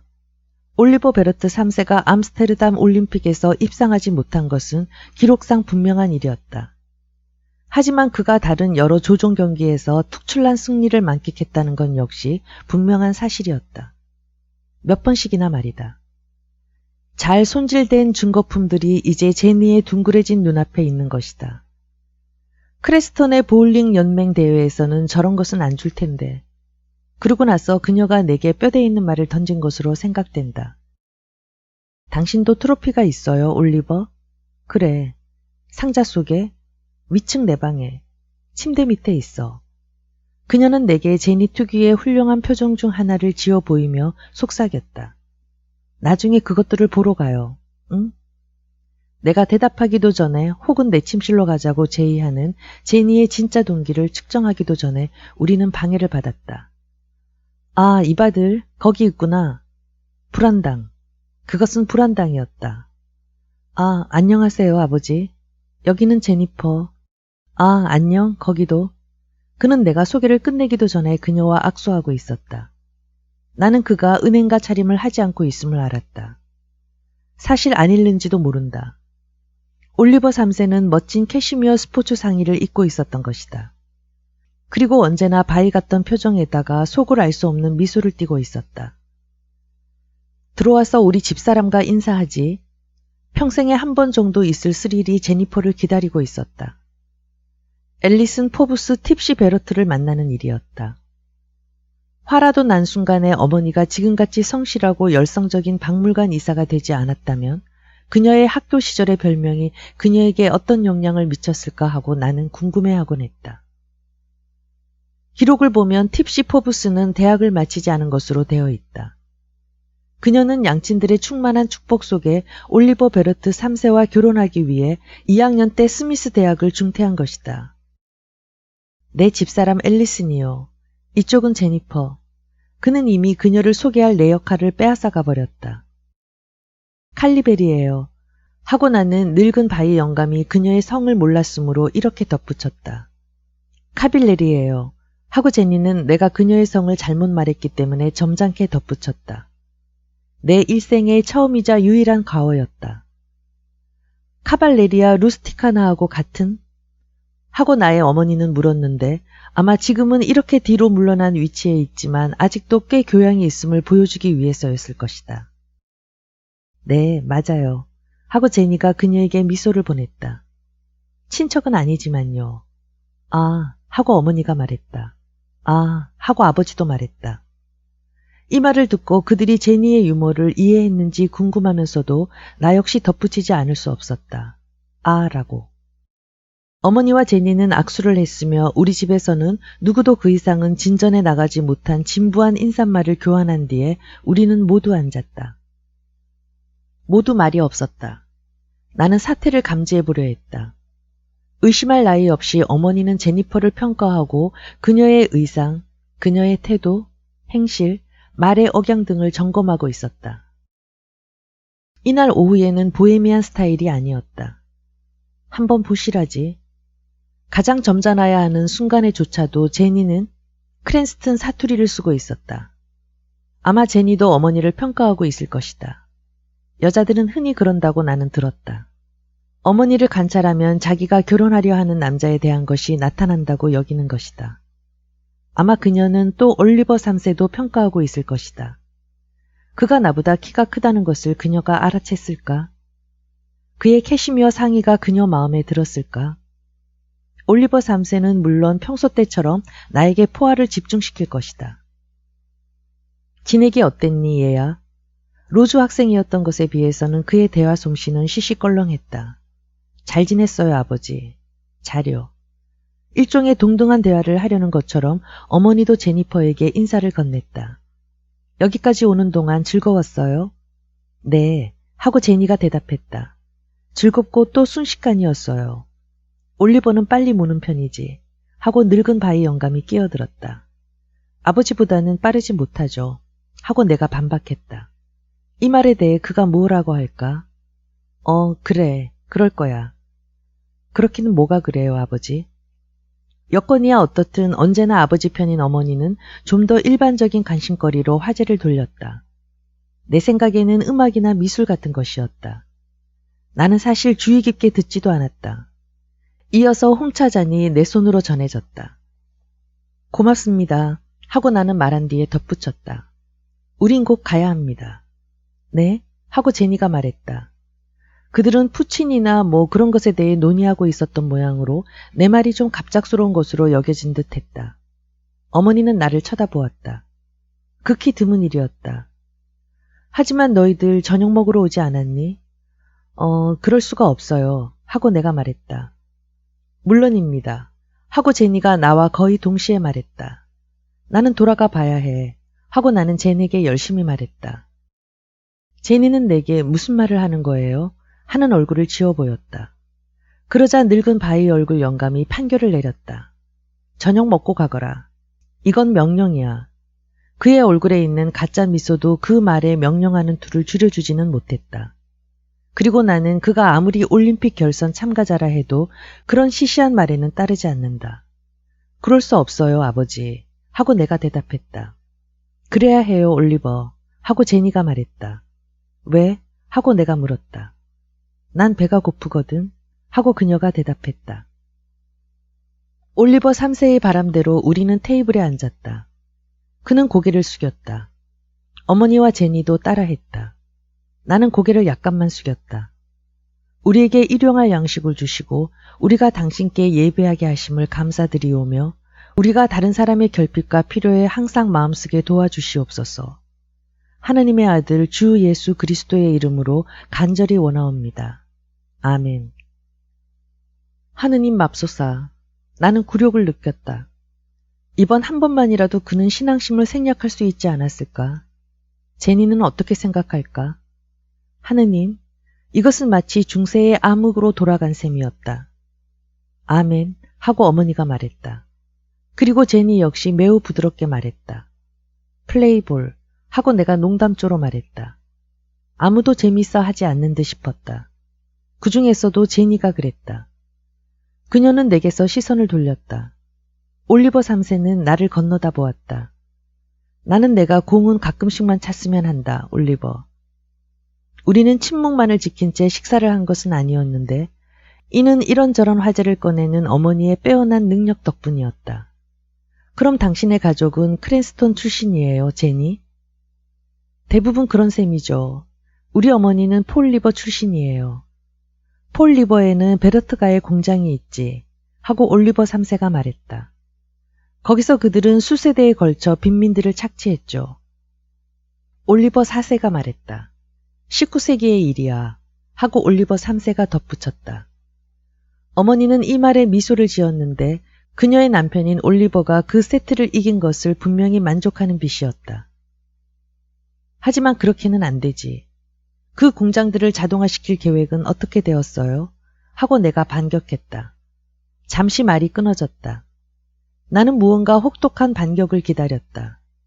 커피 어때요? 하고 앨리슨 포브스 팁시 베러트가 말했다. 우리는 마지막 회전이 될 싸움을 위해 서재로 물러갔다.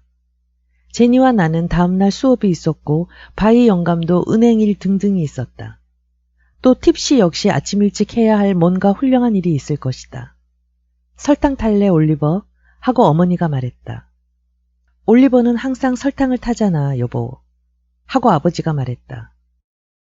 오늘 밤은 그만둘래요. 고맙습니다. 하고 내가 말했다. 그냥 블랙으로요, 어머니. 어쨌든 우리는 모두 잔을 들었고 서로에게 아무 할 말이 전혀 없는 채로 아늑한 가운데 앉아 있었다. 그래서 내가 화제를 꺼냈다. 이봐 제니퍼 하고 내가 물었다. 평화봉사단에 대해 어떻게 생각해? 그녀는 나에게 얼굴을 찌푸려 보이고는 내게 협조하길 거절했다. 아, 당신 저 애들한테 얘기했어요? 하고 어머니가 아버지에게 말했다. 아직은 때가 아니요, 여보. 하고 올리버 3세는 말했지만 그것은 나한테 물어봐라. 라고 방송하는 거나 다름없는 위장된 겸손인 셈이었다. 그래서 나는 그렇게 해야 했다. 무슨 일이세요, 아버지? 별거 아니다, 얘야. 난 당신이 왜 그렇게 얘기하는지 모르겠어요. 하고 어머니는 말하면서 잔뜩 힘을 주고 그 소식을 전하기 위해 내 쪽을 돌아보았다. 어머니가 아버지 편임은 내가 이미 말한 바 있다. 너희 아버지께서 평화봉사단의 이사가 되실 거란다. 아, 제니 역시 아 하고 말했지만 나와는 좀 다른 더 즐거운 어조였다. 아버지는 당황한 척 해보였고 어머니는 내가 절이나 뭐 그런 거라도 하길 바라는 모양이었다. 하지만 결국 국무장관이 된 건 아니지 않은가? 축하드립니다, 베르트 씨. 하고 제니가 선두권을 잡았다. 그래요, 축하드립니다, 아버지. 어머니는 그에 대한 이야기를 하고 싶어 죽겠는 모양이었다. 내 생각엔 그것이 멋진 교육적 경험이 될 거라고 본단다. 하고 그녀가 말했다. 네, 그럴 거예요. 하고 제니가 동의했다. 그렇죠. 하고 내가 자신 없이 말했다. 저 설탕 좀 건네주시겠어요? 8. 제니, 결국 국무장관이 된 것은 아니잖아. 감사하게도 우린 결국 케임브리지로 돌아가고 있었다. 하지만 올리버, 당신은 더 성의를 보여야 했어요. 축하드린다고 말했지 않아? 그거 참 대단히 관대하신 처사군요. 그럼 대체 당신은 뭘 기대한 거야? 하느님 맙소사 하고 그녀가 대답했다. 모든 일에 질렸어요. 그건 우리 둘 사이 문제야. 우리는 한마디도 하지 않은 채 오랜 시간을 계속 달렸다. 하지만 무엇인가 잘못되기는 했다. 어떤 것에 질렸다는 거지, 젠? 하고 나는 한참 생각한 후에 물었다. 당신 아버지를 대하는 그 구역질 나는 태도요. 아버지가 나를 다루는 그 구역질 나는 태도는 어떻게 하고? 나는 콩깡통을 열어놓은 셈이었다. 혹은 더 적절하게 표현하자면 스파게티 양념통을 연 셈이었다. 왜냐하면 제니가 어버이의 사랑에 대해서 내게 전면 공격으로 들어갔기 때문이었다. 그 이탈리아 지중해식 징후였다. 그리고 사실 말이지 나는 얼마나 무례했는가. 당신은 그분을 괴롭히고 또 괴롭혔어요. 하고 그녀가 말했다. 피차 마찬가지였어, 젠. 당신은 그걸 눈치채지 못했어? 당신은 뭐든 멈추지 않을 거예요. 당신 아버지같이 될 테죠. 올리버 베르트 3세에 영향을 주는 것은 불가능한 일이야. 그녀가 대답하기 전까지 낯설고 짧은 침묵이 흘렀다. 당신이 제니퍼 카빌레리하고 결혼하면 그렇게 안 될지도 모르는 일이지만 나는 해물 요리를 하는 식당 주차장에 차를 들이밀 만큼의 냉정은 유지하고 있었다. 그러고 나서 나는 불같이 화가 나서 제니퍼에게 고개를 돌렸다. 그게 당신이 생각한 거야? 하고 내가 힐난했다. 일부분인 셈이죠. 하고 그녀는 매우 조용히 말했다. 제니, 당신은 내가 당신을 사랑한다는 걸 안 믿어? 하고 내가 소리쳤다. 아니요. 하고 여전히 조용하게 그녀가 대답했다. 하지만 어떻게 보면 당신은 나의 사회적으로 부정적인 지위도 사랑하는 거예요. 나는 아니라고 할 만한 아무 말도 생각나지 않았다. 나는 그 말을 여러 번 그리고 여러 가지 어조로 말했다. 사실 나는 굉장히 당황했고 그녀의 두려운 재언에 일말의 진실이 있을지 모른다고 생각했다. 하지만 그녀도 꽤 기분이 좋은 것은 아니었다. 나는 판단을 할 수가 없어요, 올리. 난 단지 그게 내 생각의 일부라고 여길 뿐이에요.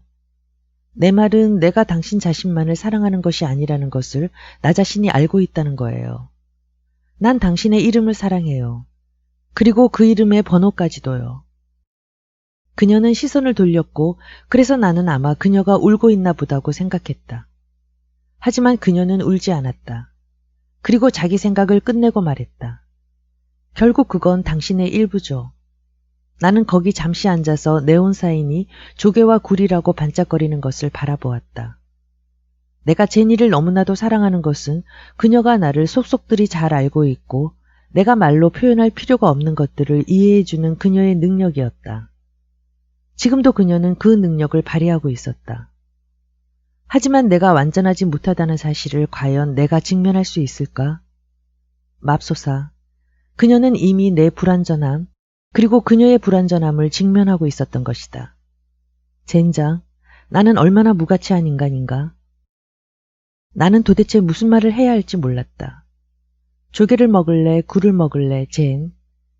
이불 한 방 맞고 싶어, 예비 학생? 그래, 하고 내가 말했다. 그녀는 주먹을 쥐더니 그것을 부드럽게 내 뺨에다 갖다 댔다. 내가 거기에 입을 맞추고 그녀를 포옹하기 위해 팔을 내밀자 그녀는 팔을 뻗어 나를 밀쳐버리고는 갱의 정부처럼 부르짖었다. 운전만 해, 예비 학생. 다시 운전대 잡고 속력을 내. 나는 그렇게 했다. 그렇게. 아버지의 근본적인 불평은 일의 속도가 과하다고 여긴 점에 있었다. 성급하다. 무모하다. 그 정확한 단어는 잊어버렸지만 나는 우리가 하버드 클럽에서 가진 점심 식사 동안 그의 설교에 있어서 주제는 우선 내가 너무 빨리 일을 해나간다는 데에 있었음을 기억하고 있다. 그는 내게 음식을 통째로 삼키지 말라고 함으로써 자기가 꺼낼 말에 준비운동을 삼았다. 나는 점잖게 내가 이미 성인이며 때문에 아버지는 더 이상 내 행동을 고치려 하거나 또는 언급하는 것조차도 해서는 안 된다고 말했다. 이에 그는 세계적인 지도자들이라도 때때로 건설적인 비판을 필요로 한다고 답했다.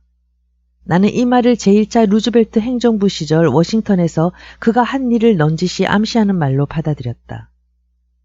하지만 나는 그가 프랭클린 딜라노 루즈벨트나 또는 미국 은행 개혁 시 그의 역할에 대해 추억하도록 내버려 두지는 않을 셈이었다. 그래서 나는 입을 다물었다. 내가 말한 바지만 우리는 보스턴의 하버드 클럽에서 점심을 먹고 있었다. 우리 아버지의 평가를 수긍한다고 치면 나는 너무 빨리 집어넣고 있었다. 이는 우리가 그의 패들에게 둘러싸여 있었다는 뜻이다. 즉 그의 학교 친구들, 고객들, 숭배자 등등 말이다. 내 말은 만일 거기에 어떤 뜻이 있다고 할 때 이는 그가 조작한 일이라는 것이다. 잘 들어보면 그들 중 몇몇이 이렇게 속삭이는 소리를 듣게 될 것이다. 저기 올리버 베러트 씨가 있어. 또는 저분이 대선수인 베러트야. 우리는 대화 같지도 않은 대화를 또한 회전하고 있었다. 그 대화에 있어서는 정말이지 애매모호한 점만이 눈에 띄게 분명했다. 아버지는 제니퍼에 대해서는 한마디도 않으셨어요. 무슨 말을 하겠니? 너는 기정사실을 우리에게 던져주었지 않니? 하지만 아버지는 어떤 생각이세요? 나는 제니퍼가 대단하다고 생각해. 그녀 같은 배경에서 자란 처녀가 레드클리프까지 다니고 이런 위선덩어리 같은 말로 그는 문제를 회피하고 있는 것이다. 요점을 이야기해보세요, 아버지. 요점은 그 젊은 아가씨하고는 관계없다. 하고 그가 말했다. 너와 상관이 있는 것이지. 네? 하고 내가 물었다. 너의 반항 말이다. 하고 그가 덧붙였다. 얘야, 너는 반항하고 있는 거야. 아버지, 예쁘고 영리한 레드클리프 여학생하고 결혼하는 것이 어떻게 반항이 되는 것인지 저는 모르겠어요. 내 말은 그녀가 광적인 히피족도 아니고. 그녀는 아닌 게 많지. 아, 이제 또다. 그 빌어먹을 재단 말이다. 제일 싫은 게 뭐예요, 아버지? 그녀가 카톨릭이라는 겁니까? 아니면 가난하다는 겁니까? 그는 슬쩍 내 쪽으로 기울이면서 속삭이는 것처럼 대답했다. 너는 무엇이 제일 마음에 드느냐? 나는 일어나서 가버리고 싶었다. 그래서 그에게 그렇게 이야기했다. 그냥 앉아서 남자답게 말해. 하고 그가 말했다. 무엇과 비교해서? 사내에? 계집애? 생쥐? 그래도 어쨌든 나는 그냥 있었다. 그 불안당은 내가 그냥 앉아있는 것에서 대단한 만족감을 얻었다. 즉 그는 이 일을 그가 내게서 거둔 많은 승리 중 하나로 여기고 있었음이 틀림없다는 말이다. 난 단지 내게 조금만 기다리라고 부탁할 뿐이야. 하고 올리버 베러트 3세가 말했다. 조금만이 어느 정도 얼마 동안인지 말해주세요. 법과 대학을 마쳐라. 너희 마음이 진짜라면 시간의 시험을 견딜 수 있는 거야. 진실한 거예요. 하지만 대체 무엇 때문에 내가 변덕스러운 시험을 겪어야 하죠? 내 암시는 분명했다고 나는 생각했다. 나는 그에게 대항하고 있는 것이다. 그의 변덕스러움에 대해서, 내 인생을 지배하고 통제하려는 그의 충동에 대해서. 올리버, 그가 새 회전을 시작했다. 너는 미성년자야. 미성년자가 어떻다는 거죠? 나는 화를 내고 있었다. 연병할. 너는 아직 21살이 아니야. 법적으로 성인이 아닌 거야. 그 법적인 트집 같은 건 빌어먹으라죠. 제기랄. 아마도 이웃에서 식사하던 사람들 중 몇몇은 이 말을 들었을 것이다. 나의 난폭함에 대한 보상이라도 하려는 듯이 올리버 3세는 다음과 같은 말을 날카롭게 속삭이며 내게 내뱉었다. 곧 그 여자와 결혼해라. 그 대신 도움받을 생각은 말아라. 누가 듣든지 상관할 것이 이제 무엇이 있으랴. 아버지, 상관하실 것 없어요. 나는 그의 생활에서 걸어나와 나 자신의 생활을 시작했다. 9.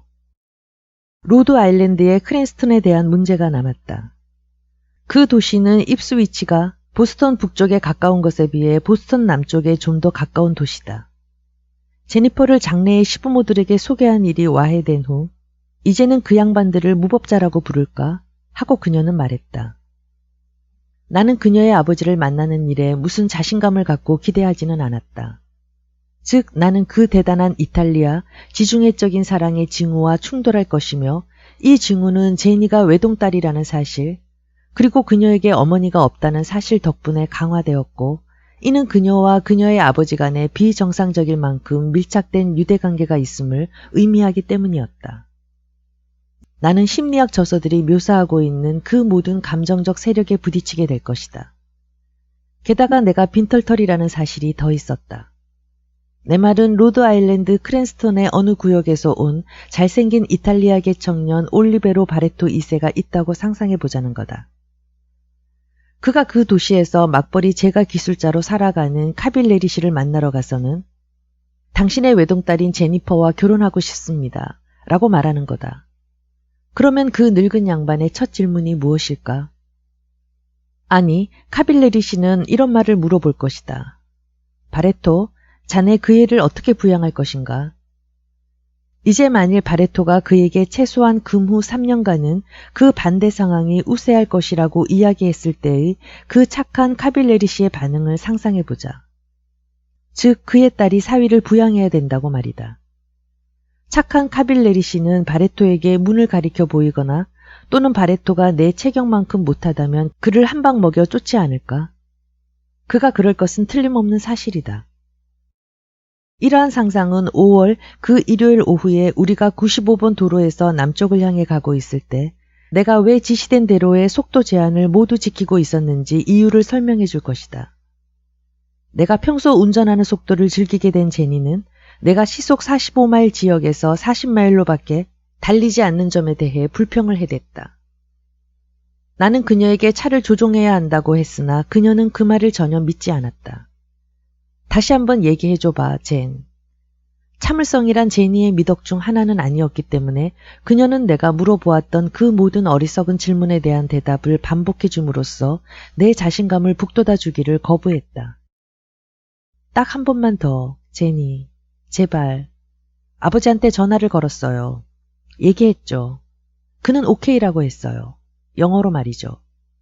왜냐하면 당신한테 말했어도 당신은 믿고 싶어 하지 않지만 그는 몇 마디 욕설을 제외하고는 이탈리어라고는 한마디도 모르거든요. 하지만 오케이라는 뜻은 뭔데? 당신은 지금 하버드 법과대학이 오케이라는 말의 정의조차 할 줄 모르는 사람을 입학시켰다고 말하는 거예요. 그 말은 법률 용어가 아니잖아, 제니. 그녀는 내 팔을 잡았다. 고맙게도 나는 이제 그 뜻을 알았다. 하지만 나는 아직도 설명을 필요로 했다. 내 처지를 알아야 했던 것이다. 오케이라는 말은 참고 견뎌보겠다는 뜻일 수도 있어. 그녀는 마음속의 자비를 발휘해 내게 자기 아버지와 그녀가 가진 대화를 자세한 것까지 다시 되풀이해 주었다. 그는 만족해했다. 정말 그랬다. 그는 자기 딸을 레드클리프로 보낼 때 그녀가 크랜스톤으로 돌아와 이웃집 녀석하고 결혼하리라고는 절대 기대하지 않았던 것이다. 그는 처음에는 그녀가 마음에 든 남자의 이름이 정말 올리버 베르트 4세라는 것에 대해 반신반의했다. 그리고는 그의 딸에게 11번째 계명을 범하지 말라고 경고했던 것이다. 그게 뭔데? 하고 내가 그녀에게 물었다. 너의 아버지를 욕되게 하지 말라. 하고 그녀가 말했다. 아, 그게 전부예요, 올리버. 정말이야. 내가 가난하다는 것도 아셔? 그래요. 걱정하지 않으셔? 최소한 당신하고 아버지는 공통적인 것이 있게 되겠죠.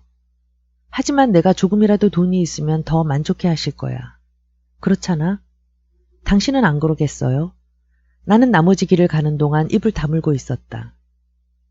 제니는 해밀턴 애비뉴라는 거리에 살고 있었는데 그 거리에는 목조 가옥들이 길게 줄지어 있었고 많은 아이들이 집 앞에 나와 있었으며 빈약한 나무들이 몇 그루 서 있었다. 그 거리를 운전해 가면서 주차할 공간을 찾는 일만으로도 나는 낯선 나라에 와 있는 것 같은 기분이었다. 우선 거기에는 너무나 많은 사람들이 있었다. 어린애들이 놀고 있는 것뿐만 아니라 전 가족이 모두 포치에 앉아 있었고 이 일요일 오후에 내가 내 차인 MG를 주차시키는 것을 보는 일 외에는 분명히 더 별다른 일이 없어 보였다. 제니가 우선 차에서 뛰어내렸다. 크랜스톤에서의 그녀는 마치 잽싸고 조그만 메뚜기처럼 믿어지지 않을 만큼 행동이 재빨랐다. 포치에 있던 구경꾼들이 내가 데려온 사람이 누군가를 보는 순간 그곳에서는 입을 모은 환영의 소리가 쏟아졌다. 저 훌륭한 카빌레리 양 아냐? 그녀에게 쏟아지는 인사말들을 듣게 되자 나는 밖으로 나가기가 거의 부끄러울 지경이었다. 즉 나는 잠시 동안 엇비슷하게나마 가상의 올리베로 바레토로 행세를 할 수가 없었던 것이다. 이봐 제니, 나는 어느 부인이 대단히 즐거운 듯이 소리치는 소리를 들었다. 안녕, 카포딜루포 부인. 제니가 크게 대답하는 소리가 들렸다. 이봐, 그 사내는 누구야? 하고 카포딜루포 부인이 소리쳤다. 이 근처 사람들은 너무 은근하지 못한 것이 아닐까? 별사람 아니에요. 하고 제니가 소리쳤다. 그 말은 내 자신감을 불러일으키는 기적 같은 역할을 해주었다. 그럴 거야. 하고 카포딜루포 부인은 내 쪽을 향해 소리쳤다. 하지만 그하고 같이 있는 여자는 정말 물건인걸.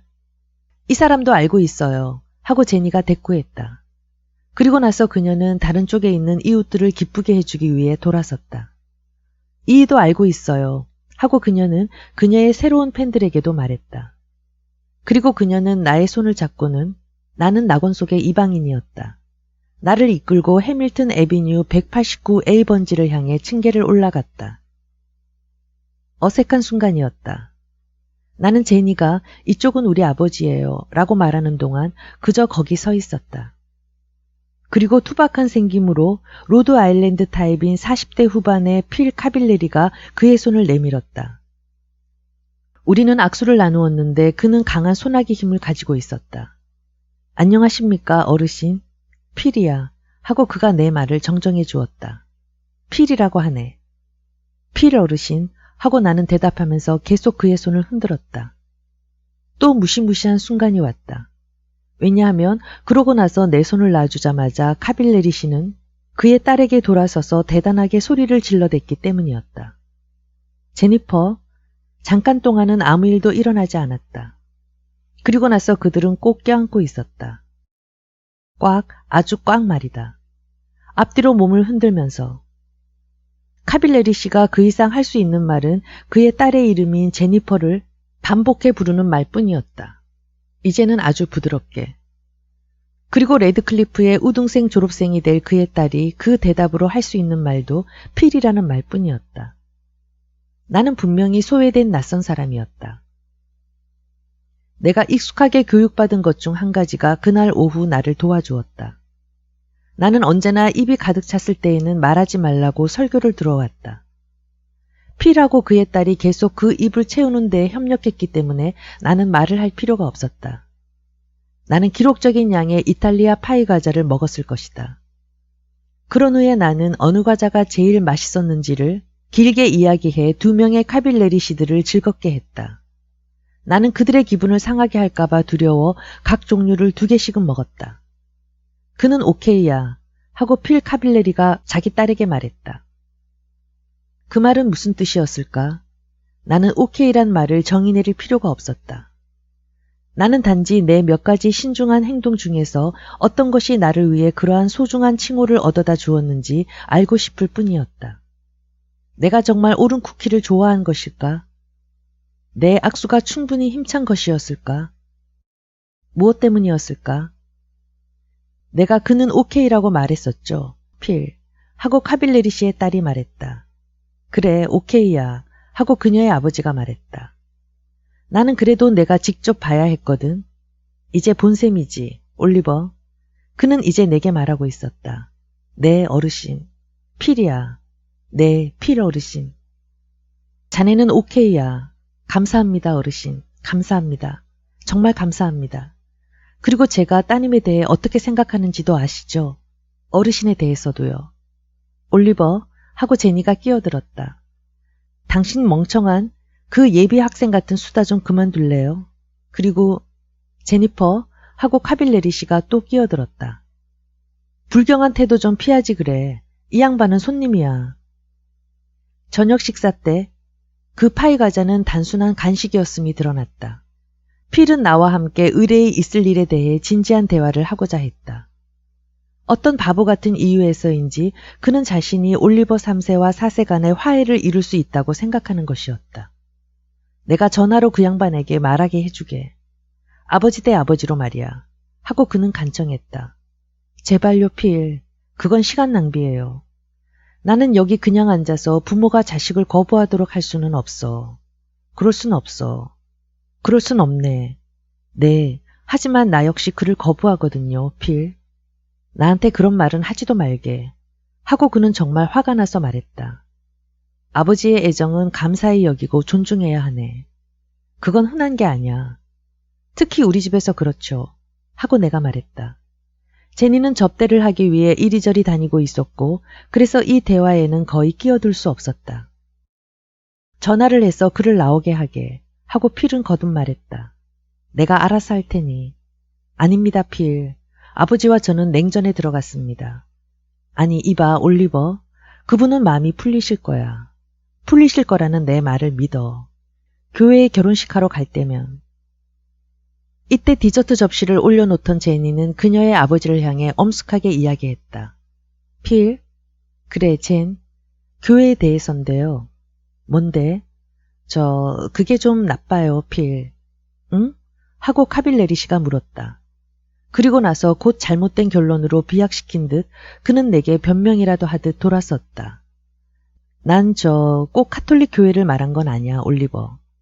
내 말은 제니퍼가 틀림없이 자네에게 얘기했을 테지만 우리는 카톨릭 신자라네. 하지만 내 말은 자네 교회 얘기야, 올리버. 하느님은 어떤 교회에서든 이 결합을 축복하실 거야. 맹세하네. 나는 제니를 바라다 보았는데 그녀는 분명히 그녀가 전화로 가진 대화에서 이 기묘한 화제를 이야기하는 것에 실패했음이 틀림없다. 올리버, 하고 그녀는 설명했다. 한꺼번에 아버지에게 충격을 주는 일은 너무 과한 것 같았어요. 이게 무슨 말이냐? 하고 언제나 상냥한 카빌레리 씨가 말했다. 말해봐 얘들아, 말해. 너희들 맘속에 있는 거 모두 듣고 싶다. 왜 바로 이 순간에 내 눈길이 카빌레리 씨의 식당 선반에 있는 성모 마리아 상에 머물게 되었던 것일까? 하느님의 축복에 관해서요, 필. 하고 제니는 아버지로부터 시선을 피하며 말했다. 그래, 젠. 그래서? 하고 필은 최악의 사태를 두려워하면서 물어보았다. 거기에 대해 전 좀 부정적이에요, 필. 하고 이제 내게 도움을 청하는 시선을 보내며 그녀가 말했다. 그리고 나는 눈으로 그녀에게 도움을 주려고 애썼다. 신에 대해서? 누구나의 신에 대해서 말이냐? 제니가 그렇다고 고개를 끄덕였다. 내가 설명해도 될까요, 필? 하고 내가 물었다. 제발 그래주게. 우리 둘 다 신앙이 없어요, 필. 그리고 우리는 위선자가 되고 싶지 않아요. 나는 그 말이 나에게서 나왔기 때문에 그가 그것을 받아들였다고 생각한다. 아마 그것이 제니였다면 그는 제니를 때렸을 것이다. 하지만 이제는 그가 소외된 낯선 자였고 이방인이었다. 그는 우리들 중 누구도 쳐다보지 않았다. 그래, 좋아. 하고 그는 매우 긴 시간이 흐른 뒤에 말했다. 그럼 누가 예식을 집행할 것인지만 이야기해 줄 수 있나? 우리가 합니다. 하고 내가 말했다. 그는 확인을 하러 자기 딸을 바라보았다.